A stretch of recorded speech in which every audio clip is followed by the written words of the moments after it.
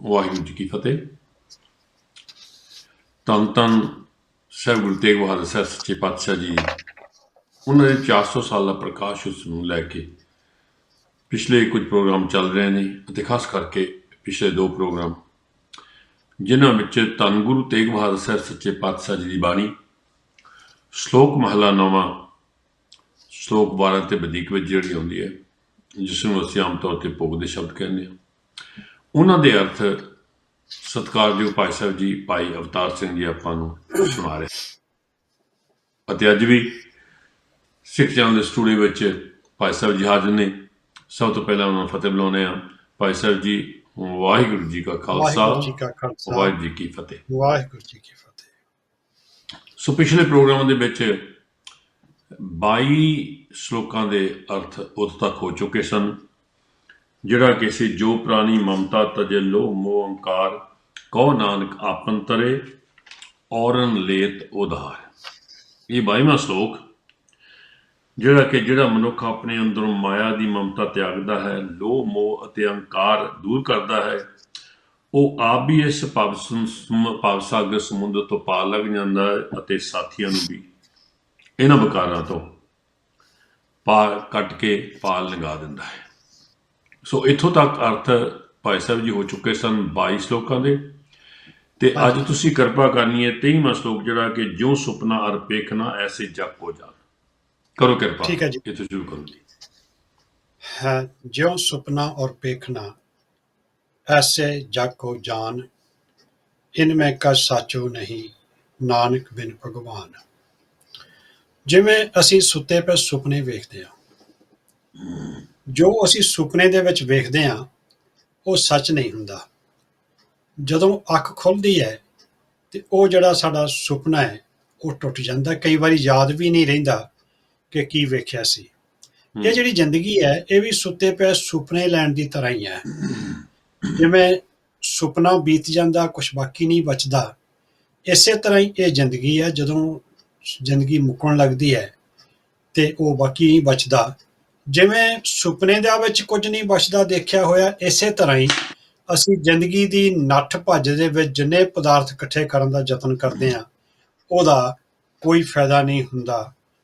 ਐਸੇ ਜਗ ਕੋ ਜਾਨ, ਇਹ ਪ੍ਰਾਣੀ, ਇਹ ਮਨ, ਤੂੰ ਇਸ ਸੰਸਾਰ ਨੂੰ ਇਸ ਤਰੀਕੇ ਨਾਲ ਸਮਝ ਜਿਵੇਂ ਸੁੱਤਿਆਂ ਪਿਆਂ ਨੂੰ ਸੁਪਨਾ ਆਉਂਦਾ ਹੈ। ਇਨ ਮੈਂ ਕਾ ਸਾਚੋ ਨਹੀਂ ਨਾਨਕ ਬਿਨ ਭਗਵਾਨ। ਇਹ ਸਭ ਕੁਛ ਹੀ ਹੈ ਨਾਨਕ ਆਖ ਕਿ ਜੋ ਵੀ ਜ਼ਿੰਦਗੀ ਦੇ ਵਿੱਚ ਅਸੀਂ ਕਮਾ ਰਹੇ ਹਾਂ, ਪੈਦਾ ਕਰ ਰਹੇ ਹਾਂ, ਇਕੱਠਾ ਕਰ ਰਹੇ ਹਾਂ, ਇਹਨਾਂ ਵਿੱਚੋਂ ਨਾਲ ਰਹਿਣ ਵਾਲਾ ਕੁਝ ਵੀ ਨਹੀਂ ਗਾ, ਕੁਝ ਵੀ ਸੱਚਾ ਨਹੀਂ ਹੈ। ਇਹ ਸਾਰਾ ਕੁਛ ਹੀ ਖਤਮ ਹੋਣ ਵਾਲਾ ਹੈ। ਤੇ ਜਿਹੜੀ ਚੀਜ਼ ਨਾਲ ਰਹਿਣੀ ਹੈ ਉਹ ਭਗਵਾਨ ਹੈ, ਉਹ ਵਾਹਿਗੁਰੂ ਹੈ, ਉਹ ਪ੍ਰਭੂ ਹੈ। ਇਸੇ ਕਰਕੇ ਹੀ ਵਾਹਿਗੁਰੂ ਦੀ ਯਾਦ ਵਿੱਚ ਜੁੜਨਾ ਹੈ। ਮਤਲਬ ਇਹ ਕਿ ਇਹ ਜ਼ਿੰਦਗੀ ਜਿਉਂਦਿਆਂ ਜਿੰਨੀ ਮਰਜ਼ੀ ਨੱਠ ਭੱਜ ਕਰੀਏ, ਅਸੀਂ ਜਿੰਨੇ ਮਰਜ਼ੀ ਧਨ ਪਦਾਰਥ ਇਕੱਠੇ ਕਰੀਏ, ਜਿੰਨੇ ਮਰਜ਼ੀ ਸੁੱਖ ਸਾਧਨ ਇਕੱਠੇ ਕਰ ਲਈਏ, ਪਰ ਜਿਵੇਂ ਜਾਗਣ ਤੋਂ ਬਾਅਦ ਸੁਪਨਾ ਖਤਮ ਹੋ ਜਾਂਦਾ ਹੈ, ਇਸੇ ਤਰ੍ਹਾਂ ਹੀ ਮੌਤ ਤੋਂ ਬਾਅਦ ਇਹ ਸਾਰਾ ਕੁਛ ਪਿੱਛੇ ਰਹਿ ਜਾਂਦਾ ਹੈ। ਜੇ ਕੁਝ ਨਾਲ ਨਿਭਦਾ ਹੈ ਤੇ ਉਹ ਵਾਹਿਗੁਰੂ ਪਰਮਾਤਮਾ ਹੈ, ਤੇ ਵਾਹਿਗੁਰੂ ਪਰਮਾਤਮਾ ਤੋਂ ਬਗੈਰ ਸਭ ਕੁਛ ਹੀ ਜਿਹੜਾ ਹੈ ਉਹ ਝੂਠ ਹੈ। ਹਾਂਜੀ। ਸੋ ਤਰਾਸਗੀ ਇਹ ਹੈ ਕਿ ਇਸ ਮਨੁੱਖ ਨੇ ਇਹ ਜੋ ਜਨਮ ਹੈ ਇਹਨੂੰ ਸੁਪਨੇ ਦੀ ਬਜਾਏ ਇਹਨੂੰ ਅਸਲ ਸਮਝ ਲਿਆ ਹੈ। ਸਾਹਿਬ ਸੱਚੇ ਪਾਤਸ਼ਾਹ ਜੀ ਕਹਿੰਦੇ ਇਹਨੂੰ ਸੁਪਨਾ ਸਮਝ, ਪਰ ਨਹੀਂ, ਅਸੀਂ ਸਮਝੀ ਬੈਠੇ ਹਾਂ ਕਿ ਇਹ ਜੋ ਕੁਝ ਦੇਖਦੇ ਹਾਂ, ਜੋ ਕੁਝ ਕਰਦੇ ਹਾਂ, ਇਹ ਸੱਚ ਹੈ ਤੇ ਇਹਨੇ ਸਾਡੇ ਨਾਲ ਜਾਣਾ ਹੈ। ਇਹੋ ਸਾਡਾ ਮਕਸਦ ਹੈ ਇੱਥੇ ਮਨੁੱਖਾ ਜਨਮ ਵਿੱਚ। ਪਰ ਸਾਹਿਬ ਜੀ ਕਹਿੰਦੇ ਨੇ ਨਹੀਂ, ਜੋ ਸੁਪਨਾ ਰਪੇਖਾ ਐਸੇ ਜਗ ਕੋ ਜਾਨ। ਇਹਨੂੰ ਸੁਪਨਾ, ਇਹ ਸੁਪਨਾ ਸਭ ਕੁਝ ਤੇਰਾ, ਕਿਉਂਕਿ ਅੰਤ ਨੂੰ ਤੇਰੇ ਨਾਲ ਉਸ ਵਾਹਿਗੁਰੂ ਦਾ ਨਾਮ ਹੀ ਤੇਰੇ ਨਾਲ ਜਾਣਾ ਹੈ। ਇਸ ਕਰਕੇ ਇਸ ਜਗ ਨੂੰ ਸੁਪਨਾ ਕਰਕੇ ਦੇਖ ਅਤੇ ਉਸ ਭਗਵਾਨ ਨੂੰ ਚੇਤੇ ਕਰ।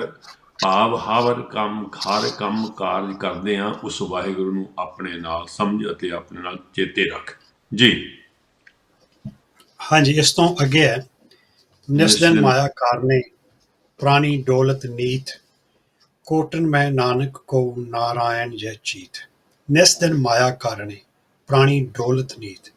ਡੋਲਤ ਦਾ ਅਰਥ ਭਟਕਦਾ ਫਿਰਦਾ ਹੈ। ਨਿਸ ਦਿਨ, ਦਿਨ ਰਾਤ ਮਨੁੱਖ ਇਸ ਪਦਾਰਥ ਦੀ ਪ੍ਰਾਪਤੀ ਵਿੱਚ ਭਟਕਦਾ ਫਿਰਦਾ ਹੈ। ਮਾਇਆ ਦੀ ਖਾਤਰ ਸਾਰੇ ਪਾਸੇ ਆਪਣਾ ਮਨ ਦੀ ਸ਼ਾਂਤੀ ਵੀ ਗਵਾ ਲੈਂਦਾ ਹੈ, ਆਪਣੀ ਜ਼ਿੰਦਗੀ ਦਾ ਚੈਨ, ਆਰਾਮ, ਸਹਿਜ ਸਭ ਕੁਝ ਹੀ ਗਵਾ ਲੈਂਦਾ ਹੈ।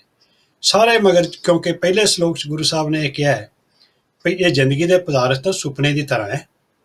ਜਿਵੇਂ ਜਾਗ ਖੁੱਲ੍ਹਣ ਤੋਂ ਬਾਅਦ ਸੁਪਨਾ ਖਤਮ ਹੋ ਜਾਂਦਾ ਹੈ, ਯਾਦ ਵੀ ਨਹੀਂ ਰਹਿੰਦਾ, ਇਸੇ ਤਰ੍ਹਾਂ ਇਹ ਜੀਵਨ ਦਾ ਜਿਹੜੀ ਪੂੰਜੀ ਹੈ ਸਵਾਸਾਂ ਦੀ, ਉਹ ਖਤਮ ਹੋ ਜਾਣ ਤੋਂ ਬਾਅਦ ਉਹ ਪਦਾਰਥ ਨਾਲ ਨਹੀਂ ਜਾਣਾ, ਸਿਰਫ ਉਹ ਵਾਹਿਗੁਰੂ ਦੀ ਯਾਦ ਹੀ ਨਾਲ ਜਾਣੀ ਹੈ। ਪਰ ਹਾਲਤ ਇਹ ਹੈ ਕਿ ਆਮ ਮਨੁੱਖ ਦਿਨ ਰਾਤ ਭਟਕਦਾ ਫਿਰਦਾ ਉਹ ਪਦਾਰਥ ਦੀ ਪ੍ਰਾਪਤੀ ਵਾਸਤੇ, ਉਸ ਮਾਇਆ ਦੀ ਪ੍ਰਾਪਤੀ ਵਾਸਤੇ, ਤੇ ਕਰੋੜਾਂ ਦੇ ਵਿੱਚੋਂ ਕੋਈ ਬਿਰਲਾ ਹੀ ਹੈ। ਕੋਟਨ ਮੈਂ ਨਾਨਕ ਕੋ ਨਾਰਾਇਣ ਜੈ ਚੇਤ, ਕੋਈ ਬਿਰਲਾ ਹੀ ਹੈ ਜਿਨ੍ਹਾਂ ਦੇ ਹਿਰਦੇ ਵਿੱਚ ਉਹ ਵਾਹਿਗੁਰੂ ਪ੍ਰਮਾਤਮਾ ਵਸਿਆ ਹੋਇਆ ਹੈ। ਇਹਦਾ ਮਤਲਬ ਇਹ ਨਹੀਂ ਹੈ ਕਿ ਜੇ ਬਿਰਲਾ ਹੀ ਹੈ ਤੇ ਅਸੀਂ ਉਹਨਾਂ ਦੀ ਬਿਰਲਿਆਂ ਦੇ ਵਿੱਚ ਨਹੀਂ ਆਉਂਦੇ, ਇਸ ਕਰਕੇ ਸਾਨੂੰ ਮਾਇਆ ਦੇ ਮਗਰ ਭਟਕਦੇ ਰਹਿਣਾ ਚਾਹੀਦਾ ਹੈ। ਕਿਉਂਕਿ ਸਾਡੀ ਕਿਹੜੀ ਗਤੀ ਹੋਣੀ ਹੈ ਜਾਂ ਸਾਡੇ ਕਿਹੜੇ ਹਿਰਦੇ 'ਚ ਵਾਹਿਗੁਰੂ ਦਾ ਨਾਮ ਬਸਣਾ ਹੈ, ਇਸ ਤਰ੍ਹਾਂ ਨਹੀਂ ਸੋਚਣਾ, ਬਲਕਿ ਇਹ ਸੋਚਣਾ ਹੈ ਕਿ ਉਹ ਜਿਹੜਾ ਕਰੋੜਾਂ 'ਚੋਂ ਕੋਈ ਬਿਰਲਾ ਹੈ, ਉਹ ਗੁਰੂ ਦੀ ਕਿਰਪਾ ਦੇ ਨਾਲ ਮੈਂ ਵੀ ਤੇ ਹੋ ਸਕਦਾ ਨਾ। ਜੇ ਮੈਂ ਪਦਾਰਥ ਦੀ ਦੌੜ ਤੋਂ ਪਾਸੇ ਹਟ ਜਾਵਾਂਗਾ, ਜੇ ਉਹ ਮਾਇਆ ਦੀ ਭਟਕਣਾਵਾਂ ਤੋਂ ਆਪਣੇ ਆਪ ਨੂੰ ਮੋੜ ਲਵਾਂਗਾ, ਆਪਣਾ ਧਿਆਨ ਵਾਹਿਗੁਰੂ ਦੀ ਯਾਦ ਵਿੱਚ ਨੰਗਾਉਣਾ ਸ਼ੁਰੂ ਕਰ ਦੂੰਗਾ, ਤਾਂ ਮੇਰੇ ਹਿਰਦੇ ਵਿੱਚ ਵੀ ਉਹ ਵਾਹਿਗੁਰੂ ਵਸ ਸਕਦਾ ਹੈ ਤੇ ਮਾਇਆ ਤੇ ਪਦਾਰਥਾਂ ਦੀ ਜਿਹੜੀ ਭਟਕਣਾ ਹੈ ਉਹ ਤੋਂ ਮੇਰਾ ਖਹਿੜਾ ਛੁੱਟ ਸਕਦਾ ਹੈ। ਹਾਂਜੀ। ਸੋ ਭਾਈ ਸਾਹਿਬ ਨੇ ਜਿਹੜੀ ਗੱਲ ਆਖੀ ਹੈ ਕਿ ਅਸੀਂ ਨੈਗੇਟਿਵ ਸੋਚਦੇ ਹਾਂ ਕਿ ਆਹ ਜਿਹੜੇ ਕੋਟਨ ਮੈਂ ਨਾਨਕ ਕੋ ਉਹ ਗੱਲ ਕੀਤੀ ਹੈ, ਉਹ ਮੈਂ ਥੋੜ੍ਹਾ ਹੋ ਸਕਦਾ ਪਤਾ ਨਹੀਂ ਕਰੋੜਾਂ ਕਿੰਨੇ ਆ, ਮੈਂ ਤਾਂ ਬਹੁਤ ਪਿੱਛੇ ਰਹਿ ਜਾਵਾਂਗਾ। ਪਰ ਨਹੀਂ, ਪੋਜ਼ਿਟਿਵ ਸੋਚਣਾ ਹੈ ਕਿ ਉਹ ਮੈਂ ਹੀ ਹੋ ਸਕਦਾ। ਨਹੀਂ ਤਾਂ ਸਾਡੀ ਸੋਚਣੀ ਹੈ ਕਿ ਆਹ ਜਗ ਮਿੱਠਾ ਅਗਲਾ ਕਿਰਨ ਡਿੱਠਾ, ਅਸੀਂ ਤਾਂ ਇੱਥੇ ਮੁਕਾ ਦਿੰਦੇ ਹਾਂ। ਪਰ ਸਾਹਿਬ ਜੀ ਕਹਿੰਦੇ ਨੇ ਨਹੀਂ, ਤੂੰ ਇਹ ਸੁਪਨਾ ਜੋ ਕੁਝ ਦੇਖ ਰਿਹਾ ਹੈ, ਜੋ ਕੁਝ ਕੰਮ ਕਾਜ ਕਰ ਰਿਹਾ ਹੈ, ਇਹ ਸਭ ਕੁਝ ਸੁਪਨਾ ਹੈ। ਉਸ ਵਾਹਿਗੁਰੂ ਨੂੰ ਚੇਤੇ ਕਰ, ਉਸ ਵਾਹਿਗੁਰੂ ਨੂੰ ਚੇਤੇ ਕਰਦਿਆਂ ਕੋਟਨ ਮੈਂ ਨਾਨਕ ਕੋ ਨਾਰਾਇਣ ਜੇ ਚੀਤ, ਉਹ ਕਰੋੜਾਂ ਵਿੱਚੋਂ ਇੱਕ ਤੂੰ ਵੀ ਹੋ ਸਕਦਾ ਹੈ। ਸੋ ਸਰ ਸੱਚੇ ਪਾਤਸ਼ਾਹ ਜੀ ਸਪਸ਼ਟ ਕਰਕੇ ਸਾਨੂੰ ਸਿੱਖਿਆ ਦਿੰਦੇ ਨੇ ਸਾਡੇ ਆਮ ਪੰਜਾਬੀ ਦੇ ਲਫ਼ਜ਼ਾਂ ਵਿੱਚ, ਅਤੇ ਇਹ ਤੋਂ ਸਾਨੂੰ ਸਰ ਸੱਚੇ ਪਾਤਸ਼ਾਹ ਦੇ ਪਾਇਆ ਹੋਏ ਪੂਰਨਿਆਂ ਤੋਂ ਚੱਲ ਕੇ ਚੱਲਣ ਦੀ ਕੋਸ਼ਿਸ਼ ਵੀ ਕਰਨੀ ਚਾਹੀਦੀ ਹੈ ਜੀ। ਜੈਸੇ ਜਲ ਤੇ ਬੁੱਧ ਬੁਧਾ ਉਪਜੈ ਬਿਨਸੈ ਨੀਤ, ਜਗ ਰਚਨਾ ਤੈਸੇ ਰਚੀ ਕਉ ਨਾਨਕ ਸੁਣ ਮੀਤ। ਜਿਵੇਂ ਪਾਣੀ ਦੇ ਉੱਤੇ ਬਬਲ ਆਉਂਦਾ ਹੈ, ਬੁਲਬੁਲਾ ਆਉਂਦਾ ਹੈ, ਪਾਣੀ ਦੇ ਵਿੱਚ ਅਕਸਰ ਬੁਲਬੁਲੇ ਬਣਦੇ ਹੈ, ਤੇ ਉਹਨਾਂ ਬੁਲਬੁਲਿਆਂ ਦੀ ਉਮਰ ਸੈਕਿੰਡ ਵੀ ਨਹੀਂ ਹੁੰਦੀ, ਕੁਛ ਛੈਨੀ ਹੁੰਦੀ ਹੈ। ਪਾਣੀ ਤੇ ਬੁਲਬੁਲਾ ਬਣਿਆ ਤੇ ਖਤਮ ਹੋ ਗਿਆ। ਜੇ ਇਹਨੂੰ ਸੌਖਾ ਸਮਝਣਾ ਹੋਵੇ, ਆਪਾਂ ਇਸ ਦੇਸ਼ ਦੇ ਵਿੱਚ ਰਹਿੰਦੇ ਹਾਂ, ਅਸੀਂ ਬੱਚਿਆਂ ਨੂੰ ਸ਼ੀਸ਼ੀ ਦੇ ਵਿੱਚ ਥੋੜ੍ਹਾ ਜਿਹਾ ਫੈਰੀ ਵਾਲਾ ਪਾਣੀ ਪਾ ਕੇ ਬਬਲਸ ਬਣਾਉਣ ਵਾਸਤੇ ਉਹਨੂੰ ਗੇਮ ਬਣਾ ਕੇ ਦਿੰਦੇ ਹਾਂ, ਫੂਕਾਂ ਮਾਰਦੇ ਹਾਂ, ਤੇ ਕਿੰਨੇ ਹੀ ਸਾਰੇ ਹਵਾ ਦੇ ਵਿੱਚ ਜਿਹੜੇ ਬੁਲਬੁਲੇ ਨੇ ਉਹ ਹਵਾ 'ਚ ਤੈਰਨਾ ਸ਼ੁਰੂ ਕਰ ਦਿੰਦੇ ਨੇ। ਜਦੋਂ ਥੋੜ੍ਹੀ ਦੂਰ ਜਾਂਦੇ ਨੇ ਤੇ ਖਤਮ ਹੋ ਜਾਂਦੇ ਨੇ। ਭਾਵ ਇਹ ਕਿ ਪਾਣੀ ਤੇ ਬੁਲਬੁਲੇ ਦੀ ਤਰ੍ਹਾਂ ਮਨੁੱਖ ਦਾ ਜੀਵਨ ਹੈ, ਜਿਹੜਾ ਉਹ ਬੁਲਬੁਲਾ ਝੱਟ ਪੈਦਾ ਹੁੰਦਾ ਹੈ ਤੇ ਝੱਟ ਖਤਮ ਹੋ ਜਾਂਦਾ ਹੈ। ਜਗ ਰਚਨਾ ਤੈਸੇ ਰਚੀ ਕਉ ਨਾਨਕ ਸੁਣ ਮੀਤ। ਹੇ ਮੇਰੇ ਮਿੱਤਰ ਸੁਣ, ਨਾਨਕ ਜੀ ਆਖਦੇ ਨੇ ਕਿ ਸੰਸਾਰ ਦੀ ਰਚਨਾ ਵੀ ਇਵੇਂ ਹੀ ਹੈ। ਜਿਵੇਂ ਪਾਣੀ ਦਾ ਬੁਲਬੁਲੇ ਦੀ ਕੋਈ ਖਾਸ ਅਹਿਮੀਅਤ ਨਹੀਂ ਹੁੰਦੀ, ਪਾਣੀ ਦੇ ਬੁਲਬੁਲੇ ਦੀ ਆਪਣੀ ਕੋਈ ਹੋਂਦ ਨਹੀਂ ਹੁੰਦੀ, ਸਿਰਫ ਉਹਦੇ 'ਚ ਥੋੜ੍ਹੀ ਹਵਾ ਭਰਦੀ ਹੈ ਤੇ ਬੁਲਬੁਲਾ ਬਣ ਜਾਂਦਾ ਹੈ, ਹਵਾ ਨਿਕਲ ਜਾਂਦੀ ਤੇ ਬੁਲਬੁਲਾ ਖਤਮ ਹੋ ਜਾਂਦਾ ਹੈ। ਸਾਡਾ ਜੀਵਨ ਇਸੇ ਤਰ੍ਹਾਂ ਹੀ ਹੈ, ਪੱਕਾ ਨਹੀਂ ਰਹਿਣਾ ਹੈ। ਇਸ ਕਰਕੇ ਲਾਜ਼ਮੀ ਹੈ ਕਿ ਉਹ ਮਾਇਆ ਦੀ ਦੌੜ 'ਚ ਭਟਕਣ ਦੀ ਬਜਾਏ ਨਾਲ ਵਾਹਿਗੁਰੂ ਦੀ ਯਾਦ ਆ, ਜਿਹੜੀ ਵਾਹਿਗੁਰੂ ਦੇ ਗੁਣ ਨੇ ਜਿਹੜੇ, ਉਹਨੂੰ ਵੀ ਆਪਣੇ ਹਿਰਦੇ 'ਚ ਵਸਾਉਣ ਦਾ ਯਤਨ ਕਰ। ਹਾਂਜੀ। ਤੋ ਧੰਨ ਗੁਰੂ ਤੇਗ ਬਹਾਦਰ ਸਾਹਿਬ ਸੱਚੇ ਪਾਤਸ਼ਾਹ ਜੀ ਬੜੀ ਹੀ ਸਿੰਪਲ ਪੰਜਾਬੀ ਦੇ ਵਿੱਚ ਸਾਡੀ ਆਮ ਬੋਲੀ ਦੇ ਵਿੱਚ ਸਮਝਾਉਂਦੇ ਨੇ। ਕਦੀ ਤਰਜੀਹ ਦਿੰਦੇ ਨੇ ਕਿ ਇਹ ਸੁਪਨੇ ਵਾਂਗ ਤੂੰ ਜਿਹੜਾ ਜਨਮ ਹੈ ਤੇਰਾ, ਇਹਨੂੰ ਸੁਪਨੇ ਵਾਂਗ ਦੇਖ, ਇਹਦੇ ਵਿੱਚ ਨਾ ਸਾਰਾ ਜੀਵਨ ਬਿਤਾ ਦੇ, ਕੁਝ ਨਹੀਂ ਜਾਣਾ। ਇੱਥੇ ਸਤਿਗੁਰੂ ਕਹਿੰਦੇ ਨੇ ਇਸ ਨੂੰ ਜਲ ਦੇ ਬੁਲਬੁਲੇ ਵਾਂਗ ਦੇਖ, ਕਿਉਂਕਿ ਉਹਦੀ ਉਮਰ ਕੋਈ ਨਹੀਂ ਹੁੰਦੀ। ਭਾਵ ਵਾਰ-ਵਾਰ ਸਾਨੂੰ ਸਮਝਾ ਰਹੇ ਨੇ ਕਿ ਤੂੰ ਉਸ ਵਾਹਿਗੁਰੂ ਦੇ ਨਾਮ ਨਾਲ ਉਸ ਸਾਹਿਬ ਸੱਚੇ ਪਾਤਸ਼ਾਹ ਦੀ ਬਖਸ਼ਣ ਨਾਲ ਜੋ ਵਸਤੂਆਂ ਦਿੱਤੀਆਂ ਨੇ ਉਹ ਭੋਗਦਾ ਭੋਗਦਾ ਸਭ ਕੁਝ ਕਰਦਾ ਉਸ ਵਾਹਿਗੁਰੂ ਨੂੰ ਨਾ ਭੁੱਲ। ਸਤਿਗੁਰੂ ਵਾਰ-ਵਾਰ ਇਹ ਸਮਝਾ ਰਹੇ ਨੇ ਐਗਜ਼ਾਮਪਲਾਂ ਦੇ ਕੇ। ਜੀ प्राणी कछु न चेतई मद माया कै अंध, कौ नानक बिन हर भजन परत ताएं जम फंद। प्राणी कछु न चेतई, याद नहीं करता कदे भी, क्योंकि ਉਹ ਮਾਇਆ ਦੇ ਨਸ਼ੇ ਦੇ ਵਿੱਚ ਅੰਨਾ ਹੋਇਆ ਹੋਇਆ ਹੈ। ਜਦੋਂ ਆਤਮਿਕ ਤੌਰ ਤੇ ਅਗਿਆਨਤਾ ਦੇ ਹਨੇਰੇ ਵਿੱਚ ਅੰਨਾ ਹੋਇਆ ਮਨੁੱਖ ਇਸ ਗੱਲ ਦਾ ਫੈਸਲਾ ਕਰਨ ਦੇ ਯੋਗ ਹੀ ਨਹੀਂ ਬਣਦਾ ਕਿ ਮੈਂ ਕੀ ਕਰਨਾ ਤੇ ਕੀ ਮੈਨੂੰ ਨਹੀਂ ਕਰਨਾ ਚਾਹੀਦਾ, ਉਹ ਮਾਇਆ ਪ੍ਰਾਪਤੀ ਆਤਮਿਕ ਗਿਆਨ ਤੋਂ ਅੰਨਾ ਹੋਇਆ ਮਾਇਆ ਪ੍ਰਾਪਤੀ ਦੇ ਨਸ਼ੇ ਦੇ ਵਿੱਚ ਹੀ ਅੰਨਾ ਹੋਇਆ ਫਿਰਦਾ ਰਹਿੰਦਾ ਹੈ ਤੇ ਰੱਬ ਨੂੰ ਚੇਤੇ ਨਹੀਂ ਕਰਦਾ। ਕਉ ਨਾਨਕ ਬਿਨ ਹਰ ਭਜਨ ਪਰਤ ਤਾਏ ਜਮ ਫੰਦ। ਪਰਤ ਪੈਂਦੇ ਹਨ, ਫੰਦ ਫਾਹੇ ਜਮਾਂ ਦੇ। ਹੇ ਨਾਨਕ ਆਖ, ਵਾਹਿਗੁਰੂ ਪਰਮਾਤਮਾ ਦੇ ਭਜਨ ਤੋਂ ਬਗੈਰ ਫਿਰ ਜਮਾਂ ਦੇ ਫੰਦੇ ਹੀ ਗਲ 'ਚ ਪੈਂਦੇ ਆ, ਜਮਾਂ ਦੇ ਵਸ ਪੈਣਾ ਪੈਂਦਾ ਹੈ। ਇਹਦਾ ਮਤਲਬ ਇਹ ਨਹੀਂ ਹੈ ਕਿ ਜਿਹੜੇ ਲੋਕ ਰੱਬ ਨੂੰ ਚੇਤੇ ਕਰਦੇ ਆ ਉਹਨਾਂ ਦੀ ਮੌਤ ਨਹੀਂ ਹੋਣੀ।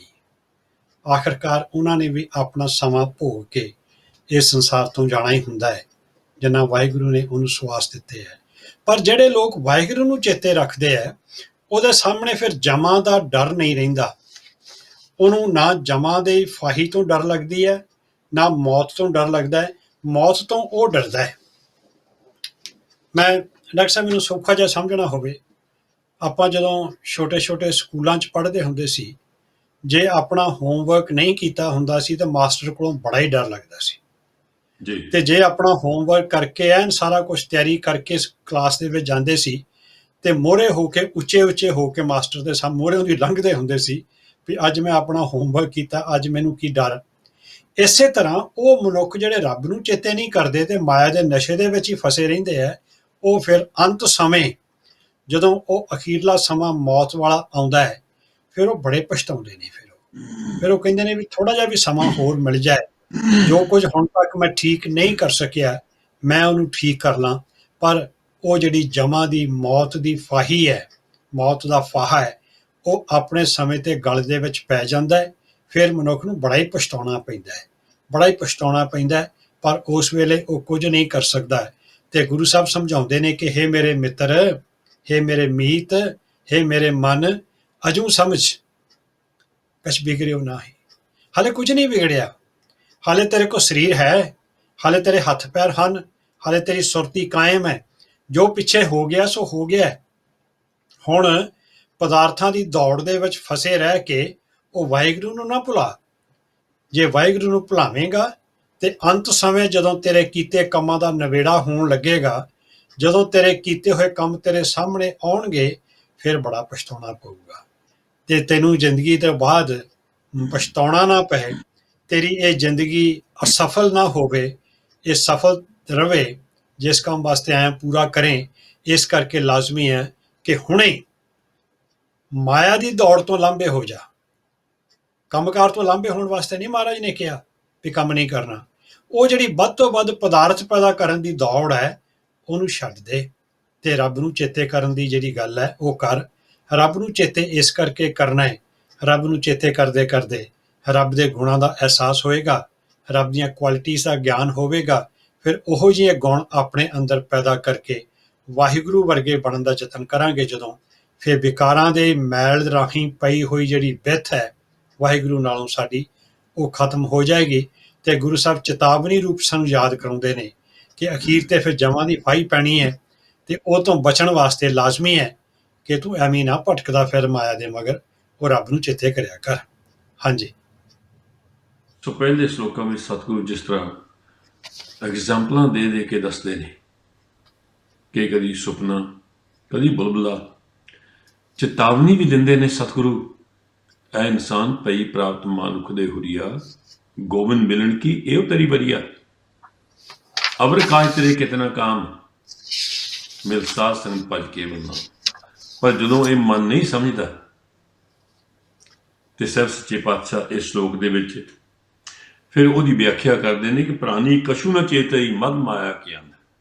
ਮਾਇਆ ਦੇ ਨਸ਼ੇ ਵਿੱਚ ਇੰਨਾ ਉਹ ਗਲੁੱਚ ਹੋਇਆ ਹੈ ਕਿ ਉਹ ਕੁਝ ਸਮਝਦਾ ਹੀ ਨਹੀਂ। ਉਹ ਕਹਿੰਦਾ ਹੈ ਬਸ ਆਹ ਜਗ ਜਿਹੜਾ ਹੈ, ਜੋ ਕੁਝ ਉਹ ਇੱਥੇ ਭੋਗ ਲਿਆ ਉਹੀ ਉਹ ਠੀਕ ਹੈ, ਅਗਲਾ ਕਿਹਨੇ ਦੇਖਿਆ। ਤਾਂ ਸਤਿਗੁਰੂ ਕਹਿੰਦੇ ਨੇ, ਪਰ ਮਾਇਆ ਦੇ ਨਸ਼ੇ ਵਿੱਚ ਅੰਨਾ ਹੋਇਆ ਮਨੁੱਖ ਆਤਮਿਕ ਜੀਵਨ ਬਾਰੇ ਕੁਝ ਵੀ ਨਹੀਂ ਸੋਚਦਾ। ਪਰਮਾਤਮਾ ਦੇ ਭਜਨ ਤੋਂ ਬਿਨਾਂ ਅਜਿਹੇ ਮਨੁੱਖਾਂ ਨੂੰ ਅਖੀਰ ਤੇ ਜਮਾਂ ਦੀਆਂ ਫਾਹੀਆਂ ਵਿੱਚ ਜਕੜਿਆ ਜਾਂਦਾ ਹੈ ਅਤੇ ਉਹ ਜਮਾਂ ਦੀਆਂ ਫਾਹੀਆਂ ਵਿੱਚ ਜਕੜ ਹੋ ਕੇ ਕਾਸ਼ਣ ਦਾ ਫਿਰ ਪਛਤਾਉਂਦਾ ਹੈ। ਪਰ ਫਿਰ ਪਛਤਾਵੇ ਕਿਆ ਕਰੇ ਜਬ ਚਿੜੀਆਂ ਚੁੱਗੇ ਖੇਤ। ਸੋ ਵਾਰ-ਵਾਰ ਸਤਿਗੁਰੂ ਚੇਤਾਵਨੀ ਦਿੰਦੇ ਨੇ ਅਤੇ ਅਖੀਰ ਤੇ ਸਮਝਾਉਂਦੇ ਨੇ ਜੀ। जो सबको चाहे सदा शरण राम की ले, कहो नानक सुन रे मना दुर्लभ मानक दे। जो सुख को चाहे सदा शरण राम की ले। ਅਸੀਂ ਸਾਰੇ ਸੁੱਖ ਹੀ ਚਾਹੁੰਦੇ ਹਾਂ ਤੇ ਸੁੱਖਾਂ ਵਾਸਤੇ ਹੀ ਭੱਜ ਨੱਠ ਕਰੀ ਫਿਰਦੇ ਹਾਂ। ਅਸੀਂ ਉਹ ਸੁੱਖ ਪਦਾਰਥ ਵਿੱਚੋਂ ਲੱਭਣ ਦਾ ਯਤਨ ਕਰਦੇ ਹਾਂ। ਆਪਣੇ ਧੀਆਂ ਪੁੱਤਰਾਂ, ਮਾਂ ਬਾਪ, ਭੈਣ ਭਰਾ, ਰਿਸ਼ਤੇਦਾਰ, ਦੋਸਤ ਮਿੱਤਰ, ਉਹਨਾਂ ਵਿੱਚੋਂ ਸੁੱਖ ਲੱਭਣ ਦਾ ਯਤਨ ਕਰਦੇ ਹਾਂ। ਪਰ ਗੁਰੂ ਸਾਹਿਬ ਕਹਿੰਦੇ ਨੇ ਕਿ ਉਹ ਸੁੱਖ ਹਮੇਸ਼ਾ ਨਹੀਂ ਰਹਿੰਦੇ। ਜੇ ਤੈਨੂੰ ਸੁੱਖ ਚਾਹੀਦਾ ਨਾ, ਜੇ ਹਮੇਸ਼ਾ ਤੂੰ ਸੁਖੀ ਰਹਿਣਾ ਚਾਹੁੰਦਾ ਹੈ ਤਾਂ ਫਿਰ ਸ਼ਰਨ ਰਾਮ ਕੀ ਲੈ, ਫਿਰ ਤੂੰ ਵਾਹਿਗੁਰੂ ਦੀ ਸ਼ਰਨ ਵਿੱਚ ਚਲੇ ਜਾ। ਆਪਾਂ ਵਾਰ-ਵਾਰ ਗੱਲ ਕਰਦੇ ਹਾਂ ਪੂਰਨ ਸਮਰਪਣ ਦੀ, ਟੋਟਲ ਸੁਰੈਂਡਰ। ਜਦੋਂ ਤੂੰ ਵਾਹਿਗੁਰੂ ਦੀ ਸ਼ਰਨ ਵਿੱਚ ਚਲੇ ਜਾਏਗਾ, ਫਿਰ ਇਹ ਦੁਨੀਆਦਾਰਾਂ ਵਾਲੇ ਦੁੱਖ ਤੈਨੂੰ ਤੰਗ ਨਹੀਂ ਕਰ ਸਕਣਗੇ। ਸਮਝ ਆ ਜਾਏਗੀ ਕਿ ਅਸਲੀ ਸੁੱਖ ਹੈ ਕੀ। ਗੁਰੂ ਸਾਹਿਬ ਨੇ ਗੁਰਬਾਣੀ ਦੇ ਵਿੱਚ ਬਹੁਤ ਵਾਰੀ ਵੱਖ-ਵੱਖ ਥਾਵਾਂ ਉੱਤੇ ਇਸ ਗੱਲ ਦਾ ਜ਼ਿਕਰ ਕੀਤਾ ਹੈ। ਸੁੱਖ ਨਾ ਹੀ ਬਹੁਤਾ ਧਨ ਖਾਟੇ, ਸੁੱਖ ਨਾ ਹੀ ਪੇਖੇ ਨਿਰਤ ਨਾਟੇ, ਸੁੱਖ ਨਾ ਹੀ ਬਹੁ ਦੇਸ਼ ਕਮਾਏ। ਜਿੰਨੇ ਮਰਜ਼ੀ ਅਸੀਂ ਦੇਸ਼ਾਂ ਵਿਦੇਸ਼ਾਂ ਵਿੱਚ ਜਾ ਕੇ ਕਮਾਈਆਂ ਕਰਕੇ ਧਨ ਪਦਾਰਥ ਇਕੱਠਾ ਕਰ ਲਈਏ, ਸੁੱਖ ਨਹੀਂ ਮਿਲਦਾ। ਜਿਹੜੇ ਐਂਟਰਟੇਨਮੈਂਟ ਦੇ ਸਾਧਨ ਹੈ, ਨਾਚ ਤਮਾਸ਼ੇ, ਇਹ ਵੇਖ ਲਈਏ ਤਾਂ ਵੀ ਸੁੱਖ ਨਹੀਂ ਮਿਲਦਾ।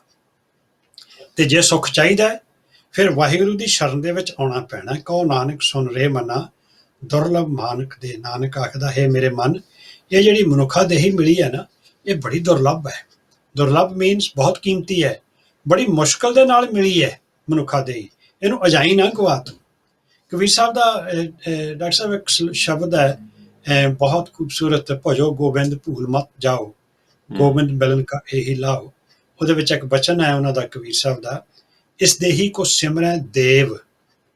ਵੀ ਦੇਵੀ ਦੇਵਤੇ ਵੀ ਨੇ ਜਿਹੜੇ, ਉਹ ਵੀ ਇਹ ਦੇਹੀ ਭਾਲਦੇ ਫਿਰਦੇ ਨੇ, ਸਰੀਰ ਲੱਭਦੇ ਫਿਰਦੇ ਨੇ। ਕਿਉਂਕਿ ਬੇਸ਼ੱਕ ਆਪਣੇ ਆਪ ਦੇ ਵਿੱਚ ਦੇਵੀ ਦੇਵਤੇ ਬਣੇ ਫਿਰਦੇ ਹੈ, ਪਰ ਕਿਉਂਕਿ ਉਹਨਾਂ ਦੇ ਕੋਲ ਸਰੀਰ ਨਾ ਹੋਣ ਕਰਕੇ ਉਹ ਸ਼ੁਭ ਕਰਮ ਕਰਨ ਦੇ ਯੋਗ ਨਹੀਂ ਹਨ। ਤੇ ਬੜੀ ਮੁਸ਼ਕਲ ਦੇ ਨਾਲ ਮਨੁੱਖਾ ਸਰੀਰ ਮਿਲਦਾ ਹੈ। ਜਦੋਂ ਤੱਕ ਸਰੀਰ ਮਿਲਿਆ ਹੈ, ਉਦੋਂ ਤੱਕ ਇਸ ਸਰੀਰ ਦੇ ਨਾਲ ਉਹ ਵਾਹਿਗੁਰੂ ਪਰਮਾਤਮਾ ਨੂੰ ਮਿਲਣ ਵਾਲੇ ਕੰਮ ਕਰ, ਵਾਹਿਗੁਰੂ ਦੇ ਨੇੜਤਾ ਪੈਦਾ ਕਰ, ਵਾਹਿਗੁਰੂ ਦੀ ਸ਼ਰਨ ਦੇ ਵਿੱਚ ਰਹਿ, ਵਾਹਿਗੁਰੂ ਦੀ ਯਾਦ ਵਿੱਚ ਰਹਿ, ਵਾਹਿਗੁਰੂ ਦੇ ਗੁਣ ਗਾ। ਆਪਣੇ ਆਸੇ ਪਾਸੇ ਚੌਹੀਂ ਪਾਸੇ ਵਾਹਿਗੁਰੂ ਦਾ ਨੂਰ, ਵਾਹਿਗੁਰੂ ਦਾ ਪ੍ਰਗਟਾਵਾ ਸਮਝ, ਤਾਂ ਕਿ ਤੇਰੇ ਮਨ ਦੇ ਵਿੱਚੋਂ ਈਰਖਾ, ਦਵੈਕ, ਹੰਕਾਰ ਜਿਹੜਾ ਉਹ ਘਟਣਾ ਸ਼ੁਰੂ ਹੋਵੇ। ਤੇ ਗੁਰੂ ਸਾਹਿਬ ਇੱਥੇ ਕਹਿੰਦੇ ਨੇ ਵੀ ਜੇ ਤੈਨੂੰ ਸੁੱਖ ਚਾਹੀਦਾ ਹੈ ਫਿਰ ਵਾਹਿਗੁਰੂ ਦੀ ਸ਼ਰਨ ਵਿੱਚ ਚਲੇ ਜਾ। ਕਿਉਂਕਿ ਜਿਹੜਾ ਤੈਨੂੰ ਮਨੁੱਖਾ ਸਰੀਰ ਮਿਲਿਆ ਹੈ, ਇਹ ਬੜਾ ਦੁਰਲਭ ਹੈ, ਵਾਰ-ਵਾਰ ਨਹੀਂ ਮਿਲਦਾ। ਬੜੇ ਔਖੇ ਹੋ ਕੇ ਤੈਨੂੰ ਸਰੀਰ ਮਿਲਿਆ ਹੈ, ਬੜੇ ਚੰਗੇ ਕਰਮ ਨੇ ਤੇਰੇ, ਤੈਨੂੰ ਇਹ ਸਰੀਰ ਮਿਲਿਆ। ਤੇ ਇਹ ਸਰੀਰ ਮਿਲਿਆ ਇਸ ਕਰਕੇ ਨਹੀਂ ਹੈ ਕਿ ਤੂੰ ਧਨ ਪਦਾਰਥ ਦੀ ਦੌੜ ਦੇ ਵਿੱਚ ਹੀ ਜ਼ਿੰਦਗੀ ਵੇਸਟ ਕਰ ਦੇ। ਇਸ ਕਰਕੇ ਵੀ ਨਹੀਂ ਮਿਲਿਆ ਕਿ ਤੂੰ ਦੁਨੀਆਦਾਰਾਂ ਵਾਂਗੂ ਹੋਰ ਕੰਮ ਦੇ ਵਿੱਚ ਹੀ ਆਪਣਾ ਸਮਾਂ ਖਰਾਬ ਕਰ ਦੇਵੇਂ ਤੂੰ। ਇਹ ਮਨੁੱਖਾ ਜਨਮ ਇਸ ਕਰਕੇ ਮਿਲਿਆ ਕਿ ਪਿਛਲੇ ਸਮੇਂ ਦੇ ਵਿੱਚ ਆਪਣੇ ਕੰਮਾਂ ਦੇ ਕਰਕੇ, ਕਿਰਤ ਕਰਮ ਕੇ ਵਿਛੜੇ ਕਰ ਕਿਰਪਾ ਮੇਲੋ ਰਾਮ ਵਾਲੀ ਜਿਹੜੀ ਗੱਲ ਹੈ, ਆਪਣੇ ਕੰਮਾਂ ਕਾਰਾਂ ਦੇ ਕਰਕੇ, ਕਰਮਾਂ ਦੇ ਕਰਕੇ ਵਾਹਿਗੁਰੂ ਨਾਲੋਂ ਵਿੱਥ ਪੈ ਗਈ ਸੀ। ਹੁਣ ਆਪਣੇ ਕਰਮਾਂ ਦੇ ਨਾਲ ਉਹ ਵਿੱਥ ਦੂਰ ਕਰਨੀ ਹੈ। ਬੜੀ ਮੁਸ਼ਕਲ ਦੇ ਨਾਲ ਸਮਾਂ ਜ਼ਿੰਦਗੀ ਤੈਨੂੰ ਇਹ ਸਰੀਰ ਮਿਲਿਆ, ਬਹੁਤ ਕੀਮਤੀ ਸਰੀਰ ਹੈ, ਤੇ ਇਹਨੂੰ ਵੇਸਟ ਨਾ ਕਰ, ਵੇਸਟ ਨਾ ਕਰ। ਜੇ ਸੰਸਾਰ 'ਚ ਸੁਖੀ ਰਹਿਣਾ ਚਾਹੁੰਦਾ ਹੈ ਤੇ ਵਾਹਿਗੁਰੂ ਦੀ ਸ਼ਰਨ ਵਿੱਚ ਆ ਜਾ। ਤੇ ਸਾਡੇ ਵਾਸਤੇ ਗੁਰੂ ਸਾਹਿਬ ਨੇ ਵਾਰ-ਵਾਰ ਇਹੀ ਤਾਕੀਦ ਕੀਤੀ ਹੈ ਕਿ ਵਾਹਿਗੁਰੂ ਦੀ ਸ਼ਰਨ ਵਿੱਚ ਰਹਿਣਾ ਹੈ, ਵਾਹਿਗੁਰੂ ਵਰਗੇ ਬਣਨ ਦਾ ਯਤਨ ਕਰਨਾ ਹੈ, ਤੇ ਪਦਾਰਥ ਦੀ ਦੌੜ ਦੀ ਜਿਹੜੀ ਭਟਕਣਾ ਹੈ ਉਹ ਤੋਂ ਬਚਣਾ ਹੈ। ਹਾਂਜੀ। ਸੋ ਇਸ ਦੇ ਹੀ ਕੋ ਸਿਮਰੈ ਦੇਵ ਸਾ ਦੇਹੀ ਵੀ ਭਜ ਹਰ ਕੀ ਅੱਜ ਸੇ। ਇਹ ਦੇਹੀ ਨੂੰ ਦੇਵਤੇ ਵੀ ਸਿਮਰਦੇ ਨੇ ਕਿ ਸਾਨੂੰ ਇਹ ਦੇਹੀ ਮਿਲੇ, ਮਨੁੱਖਾ ਦੇਹੀ, ਕਿਉਂਕਿ ਇਸ 84 ਦੇ ਚੱਕੜ ਵਿੱਚੋਂ, ਗੇੜ ਵਿੱਚੋਂ ਐਗਜ਼ਿਟ ਜਾਂ ਬਾਹਰ ਜਾਣ ਵਾਲਾ ਬੂਹਾ ਉਹ ਸਿਰਫ ਮਨੁੱਖਾ ਦੇਹੀ ਹੈ। ਸੋ ਦੇਵਤੇ ਵੀ ਚਾਹੁੰਦੇ ਨੇ ਸਾਨੂੰ ਮਨੁੱਖਾ ਦੇਹੀ ਮਿਲੇ ਤਾਂ ਕਿ ਅਸੀਂ ਚੰਗੇ ਕਰਮ ਕਰਕੇ ਉਸ ਵਾਹਿਗੁਰੂ ਦੇ ਚਰਨਾਂ ਵਿੱਚ ਜਾ ਸਕੀਏ। ਤਾਂ ਸਾਹਿਬ ਸੱਚੇ ਪਾਤਸ਼ਾਹ ਜੀ ਕਹਿੰਦੇ ਨੇ, ਮਨੁੱਖ ਇਹ ਬੰਦੇ ਸੁੱਖਾਂ ਵਾਸਤੇ ਸਭ ਕੁਝ ਕਰਦਾ ਹੈ, ਦੌੜ ਭੱਜ ਲੱਗੀ ਹੋਈ ਹੈ ਸੁੱਖਾਂ ਵਾਸਤੇ, ਕਦੀ ਮਾਇਆ ਇਕੱਠੀ ਕਰ, ਧੀਆਂ ਪੁੱਤਰ ਤੇ ਮੈਨੂੰ ਸੁੱਖ ਦੇਣਗੇ। ਤਾਂ ਸਾਹਿਬ ਜੀ ਕਹਿੰਦੇ ਨੇ, ਜੇ ਜੋ ਸੁੱਖ ਕੋ ਚਾਹੇ ਸਦਾ ਸਰਮ ਰਾਮ ਕੀ ਲੈ। ਇੱਥੇ ਸਿੱਧਾ ਜਿਹਾ ਸਰਲ ਰਸਤਾ ਦੱਸਦੇ ਨੇ ਕਿ ਜੇ ਸੁੱਖ ਲੈਣਾ ਹੈ ਤੇ ਆਹ ਕੰਮ ਕਰ, ਕਿਉਂਕਿ ਇਹ ਦੇਹੀ ਮਨੁੱਖਾ ਦੇਹੀ ਤੈਨੂੰ ਦੁਰਲੱਭ ਦੇਹੀ ਮਿਲੀ ਹੈ, ਬਾਰ-ਬਾਰ ਨਹੀਂ ਮਿਲਣੀ। ਇਸ ਕਰਕੇ ਇਸ 84 ਤੋਂ ਛੁਟਕਾਰਾ ਪਾਉਣ ਵਾਸਤੇ ਇਸ ਦੇਹੀ ਦੇ ਜ਼ਰੀਏ ਉਹ ਕੰਮ ਕਰ ਲਾ ਜਿਹੜੇ ਕੰਮ ਕਰਕੇ ਤੂੰ ਉਸ ਵਾਹਿਗੁਰੂ ਦੇ ਚਰਨਾਂ ਵਿੱਚ ਜਾ ਸਕੇ। ਜੀ। ਮਾਇਆ ਕਾਰਨ ਧਾਵਹਿ ਮੂਰਖ ਲੋਗ ਅਜਾਨ, ਕਉ ਨਾਨਕ ਬਿਨ ਹਰ ਭਜਨ ਬਿਰਥਾ ਜਨਮ ਸਿਰਾਨ। ਧਾਵਹਿ ਦੌੜੇ ਫਿਰਦੇ ਆ ਮਾਇਆ ਦੇ ਕਾਰਨ। ਮੂਰਖ ਲੋਗ ਅਜਾਨ, ਅਣਜਾਣ ਮੂਰਖ ਲੋਕ। ਅਣਜਾਣ ਤੋਂ ਭਾਵ ਹੈ ਜਿਨ੍ਹਾਂ ਨੂੰ ਇਸ ਗੱਲ ਦੀ ਸਮਝ ਹੀ ਨਹੀਂ ਕਿ ਜ਼ਿੰਦਗੀ ਦਾ ਮਕਸਦ ਕੀ ਸੀ, ਜਿਨ੍ਹਾਂ ਨੂੰ ਇਸ ਗੱਲ ਦਾ ਅਹਿਸਾਸ ਹੀ ਨਹੀਂ ਹੋ ਸਕਿਆ ਕਿ ਮੈਂ ਜਿਹੜਾ ਮਨੁੱਖਾ ਜੀਵਨ ਮੈਨੂੰ ਮਿਲਿਆ ਕਾਹਦੇ ਵਾਸਤੇ ਆ। ਉਹ ਅਣਜਾਣ ਮੂਰਖ ਲੋਕ ਆਪਣੀ ਜ਼ਿੰਦਗੀ ਜਿਹੜੀ ਹੈ ਮਾਇਆ ਦੇ ਮਗਰ ਦੌੜ ਕੇ ਵਿਅਰਥ ਗਵਾ ਦਿੰਦੇ ਆ। ਕਉ ਨਾਨਕ ਬਿਨ ਹਰ ਭਜਨ ਬਿਰਥਾ ਜਨਮ ਸਿਰਾਨ। ਇਹ ਨਾਨਕ ਆਖ, ਵਾਹਿਗੁਰੂ ਪਰਮਾਤਮਾ ਦੀ ਭਗਤੀ ਕਰਨ ਤੋਂ ਬਗੈਰ, ਉਹਦਾ ਭਜਨ ਕਰਨ ਤੋਂ ਬਗੈਰ, ਉਹਦਾ ਸਿਮਰਨ, ਉਹਦੀ ਸੇਵਾ, ਉਹਦਾ ਭਜਨ ਕਰਨ ਤੋਂ ਬਗੈਰ ਬਿਰਥਾ ਜਨਮ ਸਿਰਾਨ। ਸਿਰਾਨ ਹੁੰਦਾ ਹੈ, ਬੀਤ ਜਾਂਦਾ ਹੈ, ਗੁਜ਼ਰ ਜਾਂਦਾ ਹੈ। ਇਹ ਜਿਹੜਾ ਸਾਡਾ ਜੀਵਨ ਹੈ ਉਹ ਵਿਅਰਥ ਹੀ ਗੁਜ਼ਰ ਜਾਂਦਾ ਹੈ। ਸਾਡੀ ਸਾਰੀ ਉਮਰ ਐਵੇਂ ਲੰਘ ਜਾਂਦੀ ਹੈ ਕਿਉਂਕਿ ਅਸੀਂ ਮਾਇਆ ਦੇ ਮਗਰੀ ਦੌੜੇ ਫਿਰਦੇ ਰਹੇ, ਉਹ ਵਾਹਿਗੁਰੂ ਪਰਮਾਤਮਾ ਨੂੰ ਚੇਤੇ ਹੀ ਨਹੀਂ ਕੀਤਾ। ਹਾਂਜੀ। ਤੋ ਸਾਹਿਬ ਸੱਚੇ ਪਾਤਸ਼ਾਹ ਦੁਆਰਾ ਫਿਰ ਇਸ ਮੂਰਖ ਮਨ ਨੂੰ ਦੁਆਰਾ ਫਿਰ ਸਮਝਾਉਂਦੇ ਨੇ ਕਿ ਮੂਰਖ ਬੇਸਮਝ ਬੰਦੇ, ਨਿਰੀ ਮਾਇਆ ਇਕੱਠੀ ਕਰਨ ਵਾਸਤੇ ਤੈਨੂੰ ਜਨਮ ਨਹੀਂ ਮਿਲਿਆ। ਤੂੰ ਇਹਦੇ ਵਿੱਚ ਹੀ, ਇਸ 84 ਦੇ ਗੇੜ ਵਿੱਚ ਹੀ ਭਟਕਦਾ ਰਹਿੰਦਾ ਹੈ। ਪਰਮਾਤਮਾ ਦੇ ਭਜਨ ਤੋਂ ਬਿਨਾਂ ਉਹਨਾਂ ਦਾ ਇਹ ਮਨੁੱਖਾ ਜਨਮ ਅਜਾਈਂ ਬੀਤ ਜਾਂਦਾ ਹੈ, ਜਿਹੜੇ ਇਹ ਮਾਇਆ ਦੇ ਚੱਕਰ ਵਿੱਚ ਭਟਕਦੇ ਰਹਿੰਦੇ ਨੇ। ਇਹ ਤੋਂ ਬਾਹਰ ਨਿਕਲਣ ਵਾਸਤੇ ਤੂੰ ਵਾਹਿਗੁਰੂ ਦੇ ਚਰਨਾਂ ਨਾਲ ਜੁੜ। ਜੀ। ਜੋ ਪ੍ਰਾਣੀ ਨਿਸ ਦਿਨ ਭਜੈ ਰੂਪ ਰਾਮ ਤਹਿ ਜਾਨ, ਹਰ ਜਨ ਹਰ ਅੰਤਰ ਨਹੀਂ ਨਾਨਕ ਸਾਚੀ ਮਾਨ। ਜੋ ਪ੍ਰਾਣੀ ਨਿਸ ਦਿਨ ਭਜੈ, ਨਿਸ ਦਿਨ ਦਿਨ ਰਾਤ ਭਜਦਾ ਹੈ, ਰੂਪ ਰਾਮ ਤਹਿ ਜਾਨ। ਉਹ ਪ੍ਰਾਣੀ ਨੂੰ ਰੱਬ ਦਾ ਰੂਪ ਹੀ ਸਮਝੋ। ਜਿਹੜਾ ਜੀਵ ਦਿਨ ਰਾਤ ਵਾਹਿਗੁਰੂ ਪਰਮਾਤਮਾ ਨੂੰ ਚੇਤੇ ਰੱਖਦਾ ਹੈ, ਸਮਝੋ ਕਿ ਉਹ ਰੱਬ ਦਾ ਹੀ ਰੂਪ ਹੈ। ਉਹਦੇ ਵਿੱਚ ਤੇ ਵਾਹਿਗੁਰੂ ਦੇ ਵਿੱਚ ਕੋਈ ਅੰਤਰ ਨਹੀਂ ਹੈ। ਹਰ ਜਨ ਹਰ ਅੰਤਰ ਨਹੀਂ ਨਾਨਕ ਸਾਚੀ ਮਾਨ। ਇਹ ਨਾਨਕ ਆਖ, ਇਸ ਗੱਲ ਨੂੰ ਸੱਚੀ ਕਰਕੇ ਮੰਨ, ਇਸ ਗੱਲ ਨੂੰ ਸੱਚੀ ਕਰਕੇ ਸਮਝ ਲੈ ਕਿ ਹਰ ਜਨ ਤੇ ਹਰ ਜਨ ਉਹ ਜਿਹੜਾ ਹਰੀ ਦਾ ਜਨ ਹੈ, ਜਿਹੜਾ ਉਹ ਵਾਹਿਗੁਰੂ ਪਰਮਾਤਮਾ ਨੂੰ ਚੇਤੇ ਰੱਖਦਾ ਹੈ, ਦਿਨ ਰਾਤ ਉਹਦੀ ਯਾਦ ਵਿੱਚ ਜੁੜਿਆ ਰਹਿੰਦਾ, ਉਹਦੇ ਵਿੱਚ ਤੇ ਪਰਮਾਤਮਾ ਦੇ ਵਿੱਚ ਕੋਈ ਫਰਕ ਨਹੀਂ ਪੈਂਦਾ। ਫਿਰ ਕੋਈ ਫਰਕ ਨਹੀਂ ਹੈ, ਉਹ ਵਾਹਿਗੁਰੂ ਦਾ ਰੂਪ ਹੀ ਹੈ। ਇਹ ਮੇਰੇ ਮਨ, ਇਹ ਸੱਚ ਕਰਕੇ ਜਾਣ ਕਿ ਰੱਬ ਦੇ ਗੁਣ ਗਾਉਣ ਵਾਲਾ ਮਨੁੱਖ ਜਿਹੜਾ ਹਰਜਨ ਹੋ ਜਾਂਦਾ ਹੈ, ਉਹਦੇ ਵਿੱਚ ਤੇ ਹਰ ਦੇ ਵਿੱਚ, ਵਾਹਿਗੁਰੂ ਦੇ ਵਿੱਚ ਕੋਈ ਅੰਤਰ ਨਹੀਂ ਹੁੰਦਾ। ਪਹਿਲਾਂ ਵੀ ਆਪਾਂ ਡਾਕਟਰ ਸਾਹਿਬ ਇਹ ਗੱਲ ਕੀਤੀ ਸੀ ਕਿ ਉਹ ਅਵਸਥਾ ਆ ਜਾਂਦੀ ਹੈ ਜਦੋਂ ਵਾਹਿਗੁਰੂ ਤੇ ਵਾਹਿਗੁਰੂ ਦੇ ਪੈਦਾ ਕੀਤੇ ਲੋਕਾਂ ਦੇ ਵਿੱਚ ਕੋਈ ਅੰਤਰ ਨਹੀਂ ਰਹਿੰਦਾ। ਜੇ ਕੋਈ ਅੰਤਰ ਹੈ ਤੇ ਉਹ ਸਾਡੀ ਵਿਕਾਰੀ ਵਿਰਤੀ ਕਰਕੇ ਹੈ, ਸਾਡੀ ਹੰਕਾਰੀ ਵਿਰਤੀ ਕਰਕੇ ਹੈ। ਅਸੀਂ ਗੁਰਮਤਿ ਦੇ ਵਿੱਚ ਸ਼ਬਦ ਹਉਮੈ ਵਾਰ-ਵਾਰ ਵਰਤਦੇ ਹਾਂ। ਹਉਮੈ ਦਾ ਅਰਥ ਹੀ ਇਹ ਆ, ਹਉ ਤੇ ਮੈਂ। ਹਉ ਦਾ ਅਰਥ ਵੀ ਮੈਂ ਆ, ਮਤਲਬ ਮੈਂ ਜਿਹੜਾ ਮਨੁੱਖ ਮੈਂ ਕਰੀ ਜਾਂਦਾ ਹੈ।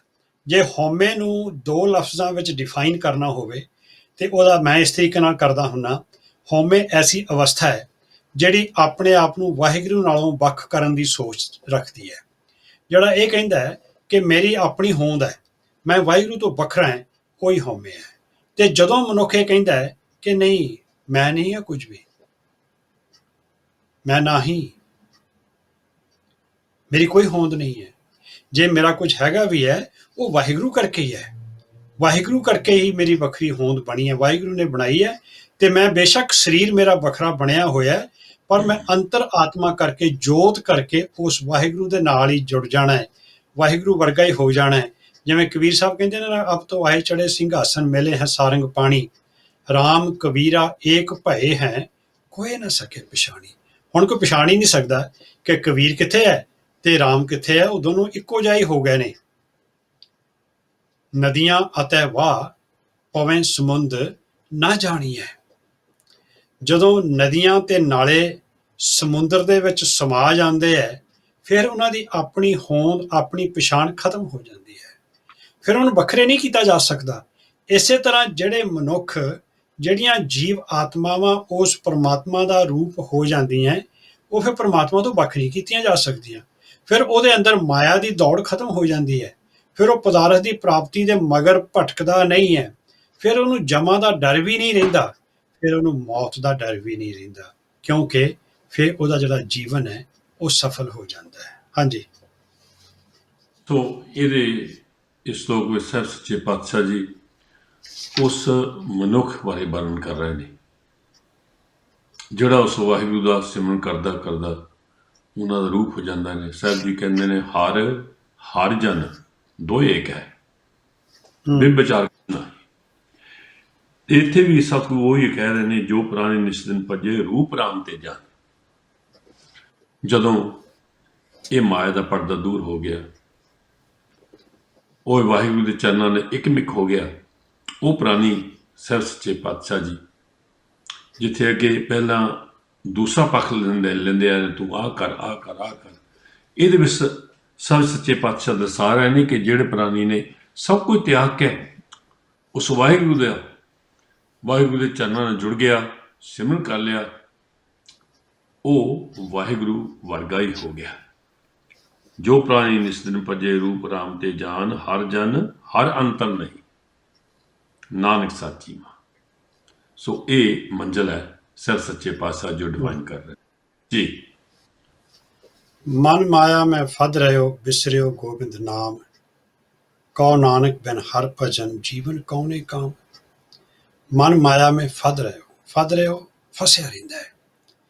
ਮੇਰਾ ਜਿਹੜਾ ਮਨ ਆ ਉਹ ਤਾਂ ਮਾਇਆ ਦੇ ਵਿੱਚ ਹੀ ਫਸਿਆ ਰਹਿੰਦਾ ਹੈ, ਮਾਇਆ ਦੀ ਦੌੜ ਦੇ ਵਿੱਚ ਹੀ ਅਟਕਿਆ ਰਹਿੰਦਾ ਹੈ। ਬਿਸਰਿਓ ਗੋਬਿੰਦ ਨਾਮ, ਤੇ ਉਹ ਵਾਹਿਗੁਰੂ ਦਾ ਨਾਮ ਮੈਨੂੰ ਭੁੱਲਿਆ ਰਹਿੰਦਾ ਹੈ।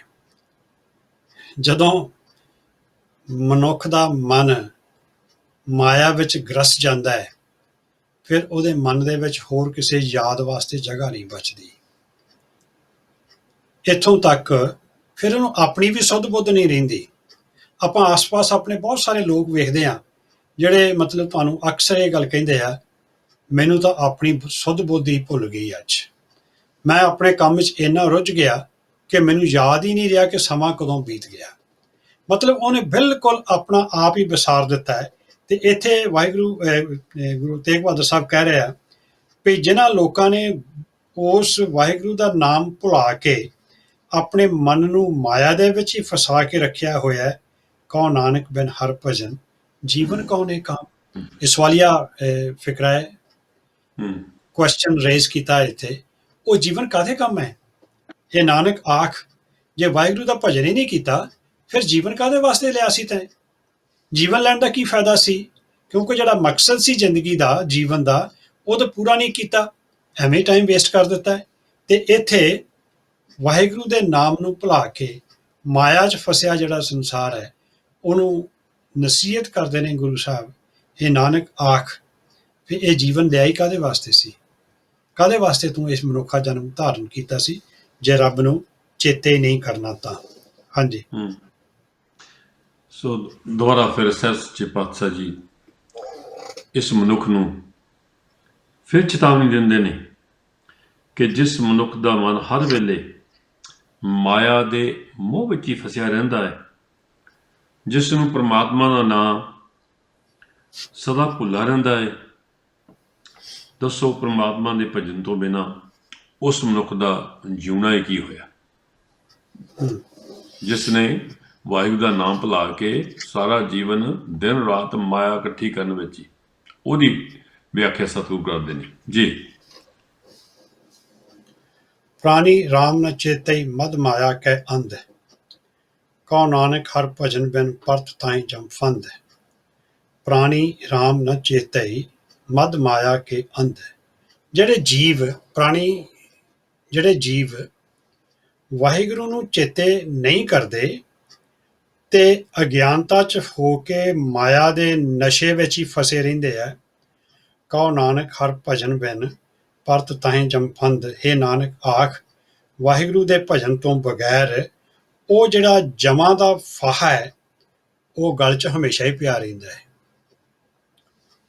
ਜਮਾਂ ਦਾ ਫੰਦਾ ਮੌਤ ਵੇਲੇ ਹੀ ਨਹੀਂ ਗਲ 'ਚ ਪੈਂਦਾ ਹੈ, ਜ਼ਿੰਦਗੀ ਜਿਉਂਦਿਆਂ ਵੀ ਮੌਤ ਦਾ ਡਰ ਬਣਿਆ ਰਹਿੰਦਾ ਹੈ। ਜ਼ਿੰਦਗੀ ਜਿਉਂਦਿਆਂ ਵੀ ਬੰਦਾ ਮੌਤ ਤੋਂ ਡਰਦਾ ਡਰਦਾ ਹੀ ਜਿਉਂਦਾ ਹੈ। ਤੇ ਇਸ ਕਰਕੇ ਚੰਗਾ ਇਹ ਹੈ ਕਿ ਐਸਾ ਕੰਮ ਮਨੁੱਖ ਕਰੇ ਜਿਹਦੇ ਨਾਲ ਮੌਤ ਦਾ ਡਰ ਹੀ ਖਤਮ ਹੋ ਜਾਏ। ਉਹ ਇਹ ਹੈ ਸ਼ਰਨ ਰਾਮ ਕੀਲੇ, ਉਹ ਵਾਹਿਗੁਰੂ ਦੀ ਸ਼ਰਨ ਵਿੱਚ ਚਲੇ ਜਾਏ।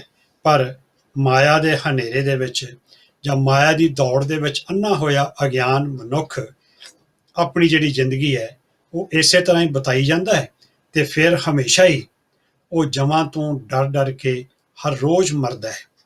ਉਹਦਾ ਫਾਹਾ ਜਮਾਂ ਦੀ ਮੌਤ ਦਾ ਜਿਹੜਾ ਡਰ ਆ ਹਮੇਸ਼ਾ ਉਹਦੇ ਸਿਰ ਤੇ ਮੰਡਰਾਉਂਦਾ ਰਹਿੰਦਾ ਹੈ। ਜੇ ਕਿਤੇ ਉਹਨੇ ਵਾਹਿਗੁਰੂ ਨੂੰ ਚੇਤੇ ਕੀਤਾ ਹੁੰਦਾ, ਆਪਣੇ ਆਪ ਨੂੰ ਥੋੜ੍ਹਾ ਬਹੁਤ ਕੰਟਰੋਲ ਕਰਕੇ, ਫਿਰ ਉਹਨੂੰ ਵਾਹਿਗੁਰੂ ਦੇ ਰਜ਼ਾ ਦੇ ਵਿੱਚ, ਵਾਹਿਗੁਰੂ ਦੇ ਭਾਣੇ ਵਿੱਚ ਉਹ ਚਿੰਤਾਵਾਂ ਤੋਂ ਉਹਨੇ ਮੁਕਤ ਹੋ ਜਾਣਾ ਸੀ ਤੇ ਆਨੰਦ ਵਿੱਚ ਜ਼ਿੰਦਗੀ ਜਿਉਣੀ ਸੀ। ਹਾਂਜੀ। ਤੋ ਧੰਨ ਗੁਰੂ ਤੇਗ ਬਹਾਦਰ ਸਾਹਿਬ ਸੱਚੇ ਪਾਤਸ਼ਾਹ ਬਾਰ-ਬਾਰ ਇਸ ਮਨੁੱਖ ਨੂੰ ਚੇਤਾਵਨੀ ਦਿੰਦੇ ਨੇ, ਕਿਉਂਕਿ ਜਾਣਦੇ ਨੇ ਕਿ ਇਹ ਮਨ ਚੰਚਲ ਹੈ, ਇਹਨੇ ਇੱਕ ਵਾਰੀ ਕਿ ਮੰਨਣਾ ਨਹੀਂ, ਭੁੱਲ ਜਾਣਾ ਹੈ। ਸੋ ਬਾਰ-ਬਾਰ ਸਾਹਿਬ ਸੱਚੇ ਪਾਤਸ਼ਾਹ ਚੇਤਾਵਨੀ ਦੇ ਰਹੇ ਨੇ ਕਿ ਪ੍ਰਾਣੀ ਰਾਮ ਨਾ ਚੇਤੇ ਹੀ ਮਦ ਮਾਇਆ ਕੇ ਅੰਧ।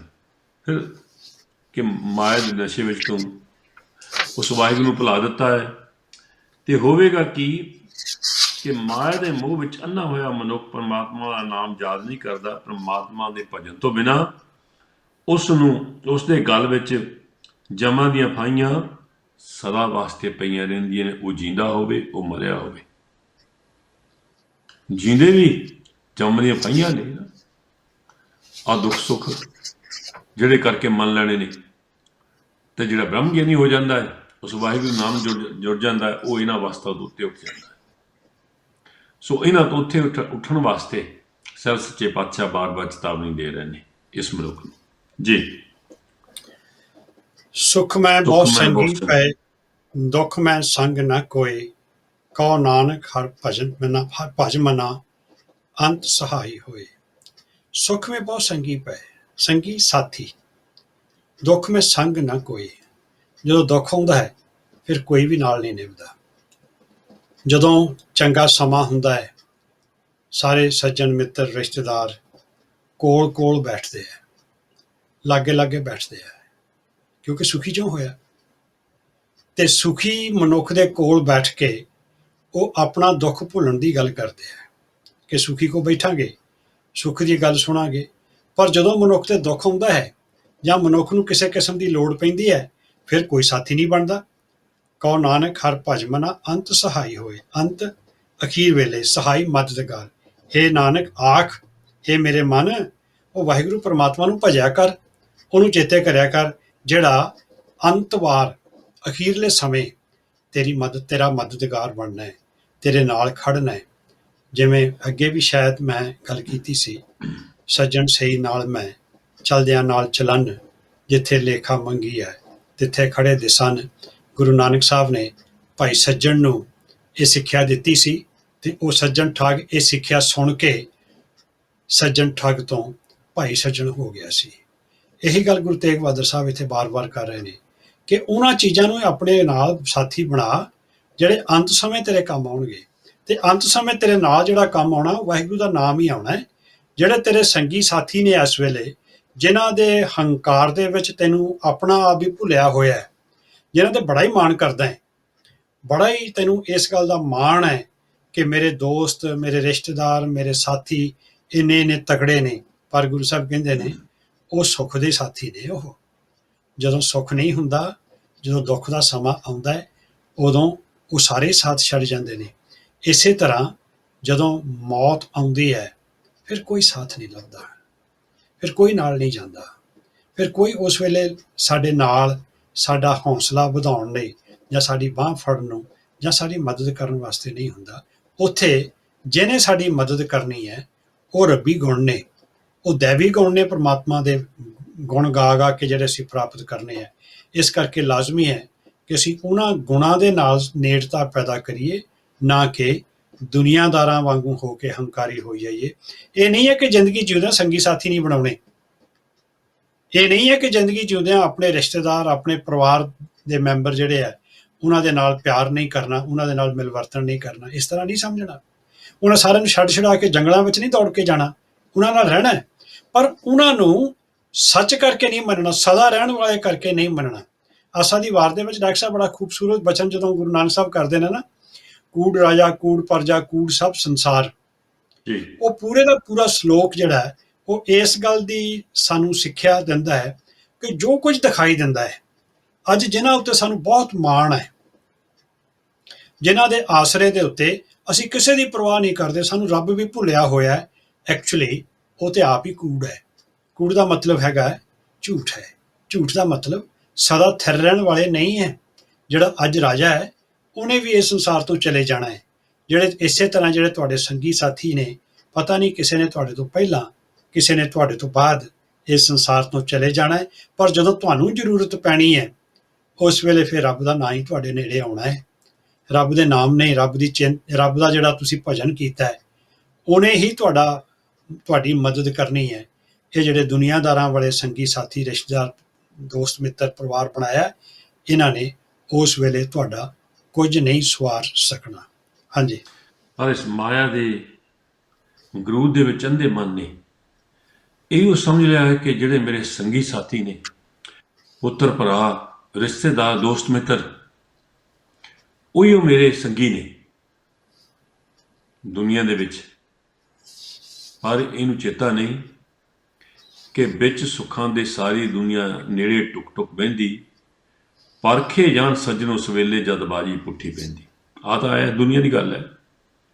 ਸਤਿਗੁਰੂ ਤਾਂ ਅਗਲੀ ਦੁਨੀਆ ਦੀ ਗੱਲ ਕਰਦੇ ਨੇ ਕਿ ਇਹਨਾਂ ਨੂੰ ਭੁਲਾ ਕੇ, ਭਾਈ ਸਾਹਿਬ ਨੇ ਆਖਿਆ ਕਿ ਇਹ ਨਹੀਂ ਇਹਨੂੰ ਛੱਡ ਕੇ ਜੰਗਲ ਵਿੱਚ ਚਲੇ ਜਾਣਾ ਹੈ, ਨਹੀਂ, ਇਹਨਾਂ ਦੇ ਵਿੱਚ ਰਹਿੰਦਿਆਂ ਇੰਨੇ ਆਪਣੇ ਆਪ ਨੂੰ ਇਹਨਾਂ ਵਿੱਚ ਘੁਲ ਮਿਲ ਨਹੀਂ ਜਾਣਾ ਕਿ ਪਰਮਾਤਮਾ ਦਾ ਨਾਂ ਹੀ ਵਿਸਰ ਗਿਆ।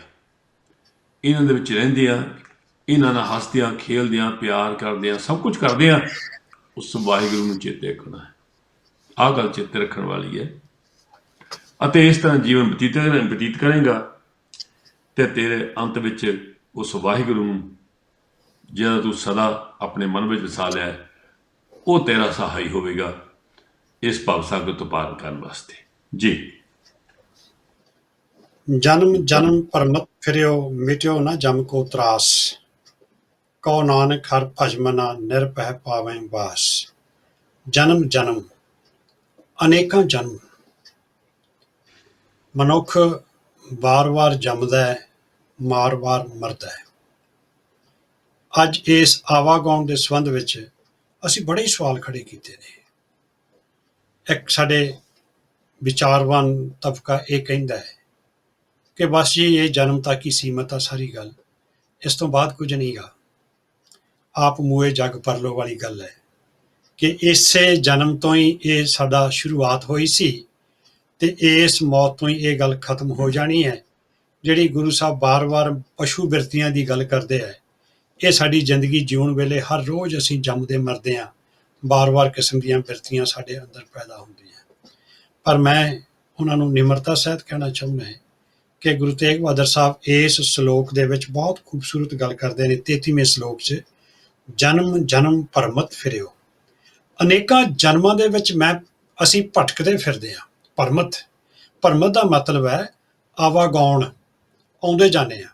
ਇੱਕ ਜਨਮ ਤੋਂ ਬਾਅਦ ਅਸੀਂ ਮਰਦੇ ਹਾਂ, ਫਿਰ ਜਨਮ ਲੈਂਦੇ ਹਾਂ, ਫਿਰ ਮਰਦੇ ਹਾਂ, ਫਿਰ ਜਨਮ ਲੈਂਦੇ ਹਾਂ, ਫਿਰ ਮਰਦੇ ਹਾਂ। ਬਹੁਤ ਜਨਮਾਂ ਦੇ ਵਿੱਚ ਅਸੀਂ ਭਟਕਦੇ ਰਹੇ, ਕਈ ਵਾਰੀ ਜੰਮੇ, ਕਈ ਵਾਰੀ ਮਰੇ, ਪਰ ਮਿਟਿਓ ਨਾ ਜੰਮ ਕੋ ਤਰਾਸ। ਉਹ ਜਿਹੜਾ ਜਮਾਂ ਦਾ ਡਰ ਸੀ, ਤਰਾਸ ਡਰ, ਜਮਾਂ ਦਾ ਜਿਹੜਾ ਡਰ ਸੀ ਉਹ ਨਹੀਂ ਖਤਮ ਹੋਇਆ। ਜ਼ਿੰਦਗੀ ਦੇ ਵਿੱਚੋਂ ਬਾਰ-ਬਾਰ ਜੰਮੇ, ਬਾਰ-ਬਾਰ ਮਰੇ, ਮੁੜ-ਮੁੜ ਕੇ ਇਸ ਸੰਸਾਰ ਦੇ ਉੱਤੇ ਆਏ, ਪਰ ਫਿਰ ਵੀ ਸਾਡੇ ਅੰਦਰ ਉਹ ਪ੍ਰਮਾਤਮਾ ਦੇ ਨਾਲ ਇੰਨੀ ਨੇੜਤਾ ਪੈਦਾ ਨਾ ਹੋ ਸਕੀ ਕਿ ਸਾਡੇ ਅੰਦਰੋਂ ਉਹ ਜਮਾਂ ਦਾ ਜਿਹੜਾ ਡਰ ਸੀ ਉਹ ਖਤਮ ਹੋ ਜਾਏ। ਕਉ ਨਾਨਕ ਹਰਿ ਭਜ ਮਨਾ, ਨਿਰਭੈ ਪਾਵੇਂ ਬਾਸ। ਇਹ ਨਾਨਕ ਆਖ, ਉਹ ਵਾਹਿਗੁਰੂ ਪ੍ਰਮਾਤਮਾ ਦਾ ਭਜਨ ਕਰਿਆ ਕਰ ਤਾਂ ਕਿ ਨਿਰਭੈ ਪਾਵੇਂ ਬਾਸ। ਨਿਰਭੈ ਉਹ ਵਾਹਿਗੁਰੂ ਪ੍ਰਮਾਤਮਾ ਪ੍ਰਭੂ ਜਿਹਨੂੰ ਕਿਸੇ ਦਾ ਡਰ ਨਹੀਂ, ਪਾਵੇਂ ਤੂੰ ਪਾ ਲਏਗਾ ਬਾਸ ਨਿਵਾਸ। ਹੇ ਜੀਵ, ਹੇ ਮੇਰੇ ਮਨ, ਗੁਰੂ ਨਾਨਕ ਸਾਹਿਬ ਆਖਦੇ ਨੇ, ਹੇ ਨਾਨਕ ਆਖ, ਹੇ ਮੇਰੇ ਮਨ, ਤੂੰ ਉਹ ਵਾਹਿਗੁਰੂ ਦਾ ਭਜਨ ਕਰਿਆ ਕਰ ਤਾਂ ਕਿ ਤੇਰਾ ਜਿਹੜਾ ਨਿਵਾਸ ਹੈ ਉਹ ਨਿਰਭਉ ਵਾਹਿਗੁਰੂ ਪ੍ਰਮਾਤਮਾ ਦੇ ਨਾਲ ਹੋ ਜਾਏ। ਵਾਹਿਗੁਰੂ ਪ੍ਰਮਾਤਮਾ ਦੇ ਵਿੱਚ ਤੇਰਾ ਵਾਸ ਹੋ ਜਾਏ, ਮਤਲਬ ਤੂੰ ਵਾਹਿਗੁਰੂ ਵਰਗਾ ਹੀ ਹੋ ਜਾਏ। ਜੇ ਵਾਹਿਗੁਰੂ ਨਿਰਭੈ ਹੈ ਤੇ ਤੂੰ ਵੀ ਨਿਰਭੈ ਹੋ ਜਾਏ, ਨਿਰਭਉ ਹੋ ਜਾਏ, ਨਿਰਵੈਰ ਹੋ ਜਾਵੇਂ। ਫਿਰ ਵਾਹਿਗੁਰੂ ਜਿਹਨੂੰ ਉਹ ਡਰ ਤੋਂ ਰਹਿਤ ਹੈ, ਫਿਰ ਤੇਰੀ ਜ਼ਿੰਦਗੀ ਚੋਂ ਵੀ ਡਰ ਖਤਮ ਹੋ ਜਾਏ। ਤੇ ਉਹ ਡਰ ਪੈਸੇ ਗਵਾਉਣ ਦਾ ਡਰ ਨਹੀਂ ਹੈ, ਕਿਸੇ ਦੇ ਉੱਚਾ ਬੋਲਣ ਦਾ ਡਰ ਨਹੀਂ ਹੈ, ਕਿਸੇ ਵੱਲੋਂ ਹੋਰ ਕਿਸਮ ਦਾ ਡਰ ਨਹੀਂ ਹੈ, ਬਲਕਿ ਜਮਾਂ ਦਾ ਡਰ ਹੈ, ਮੌਤ ਦਾ ਡਰ ਹੈ, ਜਿਹੜਾ ਬਾਰ-ਬਾਰ ਮਨੁੱਖ ਨੂੰ ਸਤਾਉਂਦਾ ਹੈ। ਸਤਾਉਂਦਾ ਇਸ ਕਰਕੇ ਹੈ ਵੀ ਪਤਾ ਨਹੀਂ ਮਰਨ ਤੋਂ ਬਾਅਦ ਮੇਰਾ ਨਵੇੜਾ ਕੀ ਹੋਣਾ ਹੈ। ਅੱਜ ਇਸੇ ਡਰ ਦੇ ਕਰਕੇ, ਡਾਕਟਰ ਸਾਹਿਬ ਇਹ ਗੱਲ ਅੱਜ ਸਮਝਣ ਯੋਗ ਹੈ ਸਾਡੇ ਲਈ, ਇਹ ਜਮਾਂ ਦੇ ਡਰ ਨੂੰ ਹੀ ਅੱਜ ਦਾ ਜਿਹੜਾ ਮਤਲਬ ਦੁਕਾਨਦਾਰ ਧਾਰਮਿਕ ਆਗੂ ਹੈ, ਮੈਂ ਸ਼ਬਦ ਦੁਕਾਨਦਾਰ ਧਾਰਮਿਕ ਆਗੂ ਕਹਿ ਰਿਹਾ, ਅਧਿਆਤਮਿਕਤਾ ਦਾ ਗਿਆਨ ਦੇਣ ਵਾਲਾ ਨਹੀਂ। ਅਧਿਆਤਮਿਕਤਾ ਦਾ ਗਿਆਨ ਦੇਣ ਵਾਲਾ ਜਿਹੜਾ ਸੱਚਾ ਗੁਰੂ ਹੈ ਉਹ ਤਾਂ ਇਹ ਕਹੇਗਾ ਨਾ ਵੀ ਆਹ ਉਪਦੇਸ਼ ਤੈਨੂੰ ਦੇ ਦਿੱਤਾ ਹੈ, ਇਹ ਮਾਰਗ ਤੈਨੂੰ ਦੱਸ ਦਿੱਤਾ ਹੈ, ਹੁਣ ਤੂੰ ਇਸ ਮਾਰਗ ਤੇ ਚੱਲਣ ਦਾ ਯਤਨ ਕਰ ਤੇ ਆਪਣੇ ਗੁਰੂ ਨੂੰ ਸਮਰਪਣ ਹੋ ਜਾ ਤੇ ਗੁਰੂ ਦੀ ਸਿੱਖਿਆ ਦੇ ਮੁਤਾਬਕ ਜ਼ਿੰਦਗੀ ਜਿਉਂ ਤੇ ਗੁਰੂ ਤੇਰਾ ਹੱਥ ਫੜ ਕੇ ਇਸ ਭਵਸਾਗਰ ਤੋਂ ਤੈਨੂੰ ਪਾਰ ਕਰਵਾ ਦੇਗਾ ਤੇ ਤੇਰੇ ਅੰਦਰੋਂ ਉਹ ਡਰ ਖਤਮ ਹੋ ਜਾਏਗਾ। ਪਰ ਜਿਹੜੇ ਦੂਸਰੇ ਲੋਕ ਨੇ, ਦੁਕਾਨਦਾਰ ਨੇ ਜਿਹੜੇ ਧਾਰਮਿਕਤਾ ਦੇ, ਉਹ ਕਹਿੰਦੇ ਨੇ ਮਰਨ ਤੋਂ ਬਾਅਦ ਜਮਾਂ ਦੇ ਵਸ ਤਾਂ ਪੈਣਾ ਹੀ ਆ, ਤੈਂ ਮੈਂ ਤੇਰਾ ਛੁਟਕਾਰਾ ਕਰ ਦੂੰਗਾ, ਤੂੰ ਇੰਨੀਆਂ ਚੌਂਕੀਆਂ ਭਰਦੇ ਸਾਡੇ ਕੋਲ ਆ ਕੇ, ਇੰਨਾ ਦਾਨ ਪੁੰਨ ਕਰਦੇ, ਆਹ ਕੁਝ ਕਰਦੇ, ਇੰਨੀ ਹਰੇ ਰੰਗ ਦੀ ਤੇ ਇੰਨੇ ਕਾਲੇ ਰੰਗ ਦੀ ਦਾਲ ਦਰਿਆ ਵਿੱਚ ਸੁੱਟ ਦੇ, ਲੋਕੀ ਖਾਣ ਵਾਸਤੇ ਤਰਸਦੇ ਨੇ, ਅੱਧਾ ਸੰਸਾਰ ਭੁੱਖਾ ਸੌਂਦਾ ਅੱਜ, ਤੇ ਉਹ ਧਰਮ ਦੇ ਨਾਂ ਦੇ ਉੱਤੇ ਹੀ ਮਨੁੱਖਾਂ ਦੇ ਖਾਣ ਵਾਲਾ ਜਿਹੜਾ ਪਦਾਰਥ ਹੈ ਉਹਨੂੰ ਦਰਿਆਵਾਂ ਵਿੱਚ ਰੋੜੀ ਜਾਂਦੇ ਨੇ। ਉਹ ਲੋਕ ਦੋ ਹੀ ਗੱਲ ਕਰਦੇ ਨੇ, ਜਾਂ ਡਰ ਦਿੰਦੇ ਨੇ ਜਾਂ ਲਾਲਚ ਦਿੰਦੇ ਨੇ। ਡਰ ਦਿੰਦੇ ਨੇ ਜਮਾਂ ਦੀ ਮਾਰ ਦਾ, ਪਤਾ ਨਹੀਂ ਕਿਹੋ ਜਿਹੇ ਸਜ਼ਾਵਾਂ ਉਹਨਾਂ ਨੇ ਮਤਲਬ ਬਣਾ ਲਈਆਂ ਕਿ ਮਰਨ ਤੋਂ ਬਾਅਦ ਜੀਵ ਨੂੰ ਤੇਲ ਦੇ ਤੱਤੇ ਕੜਾਹੇ ਦੇ ਵਿੱਚ ਤਲਿਆ ਜਾਂਦਾ ਹੈ ਪਕੌੜੇ ਦੀ ਤਰ੍ਹਾਂ। ਮੈਨੂੰ ਨਹੀਂ ਸਮਝ ਲੱਗੀ ਇਸ ਗੱਲ ਦੀ ਵੀ ਸਰੀਰ ਤਾਂ ਅਸੀਂ ਪਹਿਲਾਂ ਹੀ ਸਾੜਤਾ ਕ੍ਰੀਮਾਟੋਰੀਅਮ ਦੇ ਵਿੱਚ ਜਾ ਕੇ, ਉੱਥੇ ਤਾਂ ਮਨੁੱਖ ਦੀ ਆਤਮਾ ਹੀ ਗਈ, ਮਨੁੱਖ ਦਾ ਜੋਤ ਹੀ ਗਈ, ਮਨੁੱਖ ਦਾ ਸਰੀਰ ਹੀ ਗਿਆ, ਉਹਨੂੰ ਕਿਵੇਂ ਤਲ ਦੇਣਗੇ ਪਕੌੜੇ ਵਾਂਗੂ ਉੱਥੇ। ਖੈਰ, ਇਹ ਇੱਕ ਵੱਖਰਾ ਵਿਸ਼ਾ ਹੈ। ਉਹ ਲੋਕ ਡਰ ਦਿੰਦੇ ਨੇ ਕਿ ਤੈਨੂੰ ਜਮਾਂ ਦੀ ਮਾਰ ਬਹੁਤ ਪੈਣੀ ਹੈ, ਆਹ ਕੁਝ ਕਰੇਗਾ ਤਾਂ ਤੈਨੂੰ ਬਚਾ ਦਿਆਂਗੇ, ਨਾਲ ਲਾਲਚ ਦਿੰਦੇ ਨੇ, ਜੇ ਤੂੰ ਆਹ ਕੁਝ ਕਰੇਗਾ ਤੇ ਤੈਨੂੰ ਸਵਰਗਾਂ ਦੇ ਵਿੱਚ ਪਹੁੰਚਾ ਦਿਆਂਗੇ, ਨੇ ਨਰਕਾਂ ਦੀ ਅੱਗ ਦੇ ਵਿੱਚ ਸੜਨਾ ਪਏਗਾ। ਜਿਵੇਂ ਬ੍ਰਾਹਮਣ ਆਖਦਾ ਹੈ ਕਿ ਮਰਨ ਤੋਂ ਬਾਅਦ ਬੈਤਰਣੀ ਨਦੀ ਤਰਨੀ ਪੈਣੀ ਹੈ, ਤੇ ਉਹ ਨਦੀ ਤਰਨੀ ਬੜੀ ਔਖੀ ਹੈ ਕਿਉਂਕਿ ਉਹ ਲਹੂ, ਮਿੱਝ, ਹੱਡੀਆਂ, ਚਿੱਕੜ ਨਾਲ ਭਰੀ ਹੋਈ ਹੈ। ਤੇ ਜੇ ਉਸ ਮਰੇ ਪ੍ਰਾਣੀ ਦੇ ਨਾਂ ਦੇ ਉੱਤੇ ਬ੍ਰਾਹਮਣ ਨੂੰ ਗਊ ਮਣਸ ਦਿੱਤੀ ਜਾਏ, ਸਾਡੇ ਪੰਜਾਬ ਤੋਂ ਆਏ ਪੁਰਾਣੇ ਜਿਹੜੀ ਪੀੜ੍ਹੀ ਹੈ ਉਹਨਾਂ ਨੂੰ ਇਸ ਗੱਲ ਦੀ ਸਮਝ ਹੈ ਕਿ ਗਊ ਮਨਸਾਉਣੀ ਕੀ ਹੁੰਦੀ ਹੈ। ਮੈਂ ਸੌਖਾ ਕਰਦਿਆਂ, ਮਰੇ ਚੁੱਕੇ ਪ੍ਰਾਣੀ ਦੇ ਨਾਂ ਦੇ ਉੱਤੇ ਬ੍ਰਾਹਮਣ ਨੂੰ ਗਾਂ, ਦੁੱਧ ਦਿੰਦੀ ਗਾਂ ਦਾਨ ਕਰਨੀ, ਜੇ ਬ੍ਰਾਹਮਣ ਨੂੰ ਦਾਨ ਕਰ ਦਿੱਤੀ ਜਾਏ, ਫਿਰ ਕਹਿੰਦੇ ਨੇ ਕਿ ਉਸ ਗਾਂ ਦੀ ਪੂਛ ਫੜ ਕੇ ਉਹ ਜੀਵ ਬੈਤਰਣੀ ਨਦੀ ਨੂੰ ਤਰ ਜਾਂਦਾ ਹੈ, ਫਿਰ ਸੌਖਾ ਤਰ ਜਾਂਦਾ, ਫਿਰ ਉਹਨੂੰ ਬਹੁਤੀ ਤਕਲੀਫ ਨਹੀਂ ਝੱਲਣੀ ਪੈਂਦੀ। ਉਹਨੂੰ ਕੋਈ ਪੁੱਛੇ, ਗਾਂ ਦਾ ਦੁੱਧ ਤਾਂ ਬ੍ਰਾਹਮਣ ਨੇ ਆਪਣੇ ਵਿਹੜੇ 'ਚ ਬੰਨ੍ਹ ਕੇ ਆਪ ਪੀ ਲਿਆ, ਤੇ ਉਹ ਬੈਤਰਣੀ ਨਦੀ 'ਚ ਗਾਂ ਕਿਹੜੀ ਦੀ ਪੂਛ ਫੜ ਕੇ ਅੱਗੇ ਜਾਊਗਾ। ਮਤਲਬ ਇਹੋ ਜਿਹੇ ਡਰ ਤੇ ਲਾਲਚ ਪੈਦਾ ਕੀਤੇ ਜਾਂਦੇ ਨੇ। ਤੇ ਗੁਰੂ ਸਾਹਿਬ ਕਹਿੰਦੇ ਨੇ ਕਿ ਇਹ ਸੱਚ ਆ ਜ਼ਿੰਦਗੀ ਦਾ, ਕਿ ਅਸੀਂ ਕਈ ਜਨਮ ਭਟਕਦੇ ਰਹਿੰਦੇ ਹਾਂ, ਜੰਮਦੇ ਮਰਦੇ ਰਹਿੰਦੇ ਹਾਂ, ਪਰ ਫਿਰ ਵੀ ਜਮਾਂ ਦਾ ਡਰ ਸਾਡੀ ਜ਼ਿੰਦਗੀ ਚੋਂ ਦੂਰ ਨਹੀਂ ਹੁੰਦਾ। ਤੇ ਚਾਹੀਦਾ ਇਹ ਸੀ ਭਈ ਤੂੰ ਉਹ ਵਾਹਿਗੁਰੂ ਦੇ ਗੁਣ ਗਾਉਂਦਾ, ਵਾਹਿਗੁਰੂ ਦੇ ਸਿਮਰਨ ਦੇ ਵਿੱਚ ਜੁੜਦਾ, ਵਾਹਿਗੁਰੂ ਦੇ ਨਾਲ ਸਾਂਝ ਪੈਦਾ ਕਰਦਾ, ਵਾਹਿਗੁਰੂ ਵਰਗੇ ਗੁਣ ਆਪਣੇ ਜੀਵਨ ਦੇ ਵਿੱਚ ਧਾਰਨ ਕਰਦਾ, ਤੇ ਤੇਰਾ ਜਨਮ ਹੀ ਵਾਹਿਗੁਰੂ ਦੇ ਅੰਦਰ ਹੋ ਜਾਂਦਾ। ਤੂੰ ਵਾਹਿਗੁਰੂ 'ਚ ਅਭੇਦ ਹੋ ਜਾਂਦਾ ਹੈ, ਤੂੰ ਵਾਹਿਗੁਰੂ ਵਰਗਾ ਹੀ ਹੋ ਜਾਂਦਾ ਹੈ। ਤੇਰੇ ਤੇ ਵਾਹਿਗੁਰੂ ਦੇ ਵਿੱਚ ਕਿਸੇ ਕਿਸਮ ਦਾ ਅੰਤਰ ਹੀ ਨਾ ਰਹਿੰਦਾ, ਜਿਵੇਂ ਹਰ ਜਨ ਹਰ ਅੰਤਰ ਨਹੀਂ, ਕਿਸੇ ਕਿਸਮ ਦਾ ਅੰਤਰ ਨਾ ਰਹਿ ਜਾਂਦਾ। ਤੇ ਜਿਹੜਾ ਜੀਵ ਜਾਂ ਜਿਹੜਾ ਪ੍ਰਾਣੀ ਵਾਹਿਗੁਰੂ ਦਾ ਰੂਪ ਹੀ ਹੋ ਗਿਆ, ਵਾਹਿਗੁਰੂ ਵਰਗਾ ਹੀ ਹੋ ਗਿਆ, ਵਾਹਿਗੁਰੂ ਦੇ ਵਿੱਚ ਹੀ ਸਮਾ ਗਿਆ, ਉਹ ਫਿਰ ਜੰਮ ਉਹਦਾ ਕੀ ਵਿਗਾੜ ਦੇਣਗੇ, ਨਰਕ ਉਹਦਾ ਕੀ ਵਿਗਾੜ ਦੇਣਗੇ, ਬੈਤਰਣੀ ਨਦੀ ਤਰਨ ਦੀ ਉਹਨੂੰ ਕੀ ਲੋੜ ਰਹਿ ਜਾਏਗੀ ਜੇ ਵਾਹਿਗੁਰੂ ਵਰਗਾ ਹੀ ਹੋ ਗਿਆ ਜੀਵ। ਇਸ ਸ਼ਲੋਕ ਦੇ ਵਿੱਚ ਇਹੀ ਵਾਰ-ਵਾਰ ਕਹਿੰਦੇ ਨੇ, ਜਨਮ ਜਨਮ ਭਰਮਤ ਫਿਰਿਓ, ਮਿਟਿਓ ਨਾ ਜਮ ਕੋ ਤਰਾਸ, ਕਹੋ ਨਾਨਕ ਹਰਿ ਭਜ ਮਨਾ, ਨਿਰਭੈ ਪਾਵੈ ਬਾਸ। ਉਹ ਨਿਰਭੈ ਵਾਹਿਗੁਰੂ ਪ੍ਰਮਾਤਮਾ ਦੇ ਵਿੱਚ ਤੇਰਾ ਨਿਵਾਸ ਹੋ ਜਾਊਗਾ, ਤੇਰੀ ਉਹਦੇ ਨਾਲ ਸਾਂਝ ਬਣ ਜਾਊਗੀ। ਜਦੋਂ ਉਹਦੇ ਨਾਲ ਸਾਂਝ ਪਊਗੀ, ਫਿਰ ਮੌਤ ਦਾ ਡਰ ਤੇਰੀ ਜ਼ਿੰਦਗੀ ਚੋਂ ਦੂਰ ਹੋ ਜਾਊਗਾ। ਹਾਂਜੀ ਡਾਕਟਰ ਸਾਹਿਬ। ਸੋ ਇਸ ਪ੍ਰੈਜ਼ੈਂਟ ਯੁੱਗ ਦੇ ਵਿੱਚ ਅੱਜ ਕੱਲ੍ਹ ਬਹੁਤਾਤ ਉਹਨਾਂ ਲੋਕਾਂ ਦੀ ਹੈ ਜਿਹੜੇ ਕਹਿੰਦੇ ਨੇ ਕਿ ਆਹ ਜਨਮੀ ਹੈ, ਆ ਜਗ ਮਿੱਠਾ ਅਗਲਾ ਕਿਨ ਡਿੱਠਾ, ਆ ਜਗਿਆ ਆ ਜਨਮੀ ਹੈ।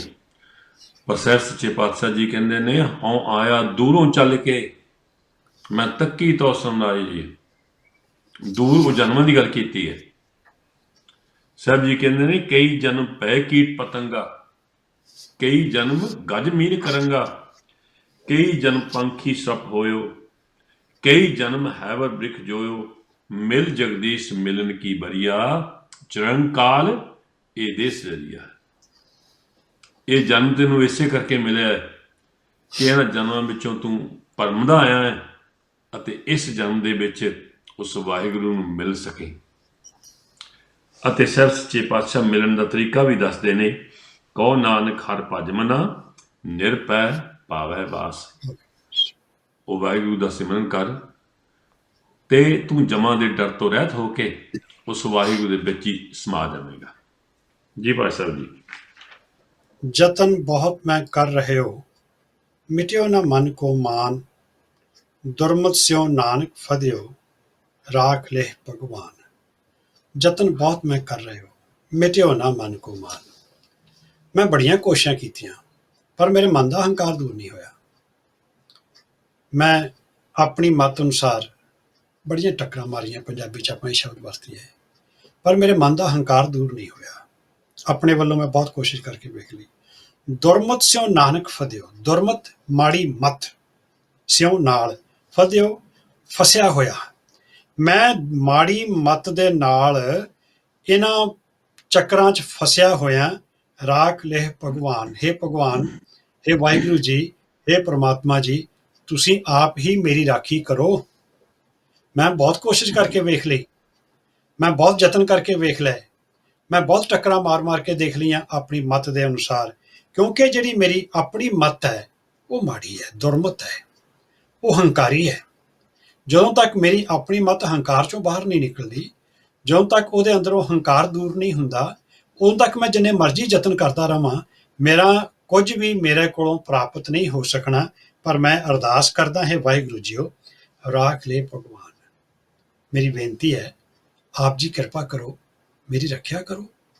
ਇੱਥੇ ਜੇ ਇਹਨੂੰ ਸੌਖਾ ਸਮਝਣਾ ਹੋਏ, ਅਸੀਂ ਅਕਸਰ ਇਹ ਗੱਲ ਕਹਿੰਦੇ ਹਾਂ ਨਾ ਵੀ ਅੱਜ ਪੜ੍ਹਿਆ ਲਿਖਿਆ ਯੁੱਗ ਹੈ, ਲੋਕ ਬੜੇ ਸਿਆਣੇ ਹੋ ਗਏ ਨੇ, ਤੇ ਲੋਕਾਂ ਦੇ ਸਿਆਣੇ ਹੋਣ ਦੇ ਨਾਲ ਕੀ ਉਹਨਾਂ ਦਾ ਹੰਕਾਰ ਦੂਰ ਹੋ ਗਿਆ। ਜੇ ਇਸ ਲੋਕ ਦੇ ਵਿੱਚੋਂ ਇੰਨੀ ਸੇਧ ਲੈ ਲਈ ਜਾਏ ਕਿ ਜਦੋਂ ਤੱਕ ਹੰਕਾਰ ਦੂਰ ਨਹੀਂ ਹੁੰਦਾ, ਉਦੋਂ ਤੱਕ ਮਾੜੀ ਬੁੱਧ ਨਹੀਂ ਦੂਰ ਹੁੰਦੀ, ਮਾੜੀ ਮੱਤ, ਮਾੜੀ ਸੋਚ ਜਿਹੜੀ ਹੈ ਉਹ ਖਤਮ ਨਹੀਂ ਹੁੰਦੀ। ਜਦੋਂ ਤੱਕ ਮਾੜੀ ਸੋਚ ਖਤਮ ਨਹੀਂ ਹੁੰਦੀ, ਮਾੜੀ ਬੁੱਧ ਖਤਮ ਨਹੀਂ ਹੁੰਦੀ, ਉਹ ਗੁਰੂ ਦੀ ਮੱਤ ਪ੍ਰਾਪਤ ਨਹੀਂ ਹੁੰਦੀ, ਮਨਮੱਤਾ ਨੂੰ ਤਿਆਗ ਨਹੀਂ ਹੁੰਦਾ, ਉਦੋਂ ਤੱਕ ਸਾਨੂੰ ਸੁੱਖ ਨਹੀਂ ਮਿਲ ਸਕਦਾ, ਉਦੋਂ ਤੱਕ ਸਾਨੂੰ ਆਨੰਦ ਨਹੀਂ ਮਿਲ ਸਕਦਾ, ਉਦੋਂ ਤੱਕ ਸਾਨੂੰ ਸਹਿਜ ਨਹੀਂ ਮਿਲ ਸਕਦਾ। ਤੇ ਮੈਂ ਸਾਰਾ ਕੁਝ ਕਰਕੇ ਵੇਖ ਲਿਆ ਹੈ, ਵਾਹਿਗੁਰੂ ਜੀ ਕਿਰਪਾ ਕਰੋ, ਰਾਖ ਲੈ ਭਗਵਾਨ। ਇਹ ਨਾਨਕ ਆਖ ਮੈਂ ਆਪਣੀ ਮੱਤ ਨਾਲ ਕੁਝ ਨਹੀਂ ਕਰ ਸਕਿਆ। ਇਹ ਵਾਹਿਗੁਰੂ ਜੀ, ਤੁਸੀਂ ਹੀ ਮੇਰੀ ਰੱਖਿਆ ਕਰੋ, ਤੁਸੀਂ ਹੀ ਮੇਰੀ ਸੰਭਾਲ ਕਰੋ, ਤੁਸੀਂ ਹੀ ਮੈਨੂੰ ਰਸਤਾ ਦਿਖਾਓ, ਤੁਸੀਂ ਹੀ ਮੇਰੇ ਤੇ ਕਿਰਪਾ ਕਰੋ ਕਿ ਮੈਂ ਇਹ ਮਾੜੀ ਮੱਤ ਤੋਂ ਛੁਟਕਾਰਾ ਪ੍ਰਾਪਤ ਕਰ ਸਕਾਂ। ਹਾਂਜੀ। ਸੋ ਇਹ ਸ਼ਬਦ ਵਿੱਚ ਸਾਹਿਬ ਸੱਚੇ ਪਾਤਸ਼ਾਹ ਜੀ ਪਹਿਲਾਂ ਜਿਹੜੇ ਸ਼ਲੋਕ 2-3 ਸ਼ਲੋਕ ਉਹਨਾਂ ਵਿੱਚ ਸਤਿਗੁਰੂ ਜਿਹੜੇ ਬਾਕੀ ਦੇ ਸੁੱਖ ਨੇ, ਸੁੱਖ ਮੈਂ ਬਹੁਤ ਸੰਗੀ ਪਏ ਜਾਂ ਜਨਮ ਜਨਮ ਭਰਮਤ ਫਿਰਿਓ, ਉਸ ਮਨ ਦੀ ਅਵਸਥਾ ਦੱਸਦੇ ਨੇ। ਤੇ ਇਹਦੇ ਵਿੱਚ ਸਾਹਿਬ ਸੱਚੇ ਪਾਤਸ਼ਾਹ ਜੀ ਜੋ ਗੁਰਮਤਿ ਦਾ ਫੁੱਲ ਸਬਮਿਸ਼ਨ, ਪੂਰਾ ਆਤਮ ਸਮਰਪਣ ਕਰਨਾ, ਉਹ ਦੱਸ ਰਹੇ ਨੇ ਕਿ ਯਤਨ ਬਹੁਤ ਮੈਂ ਕਰ ਰਿਹਾ, ਮਿਟਿਓ ਨਾ ਮਨ ਕੋ ਮਾਨ।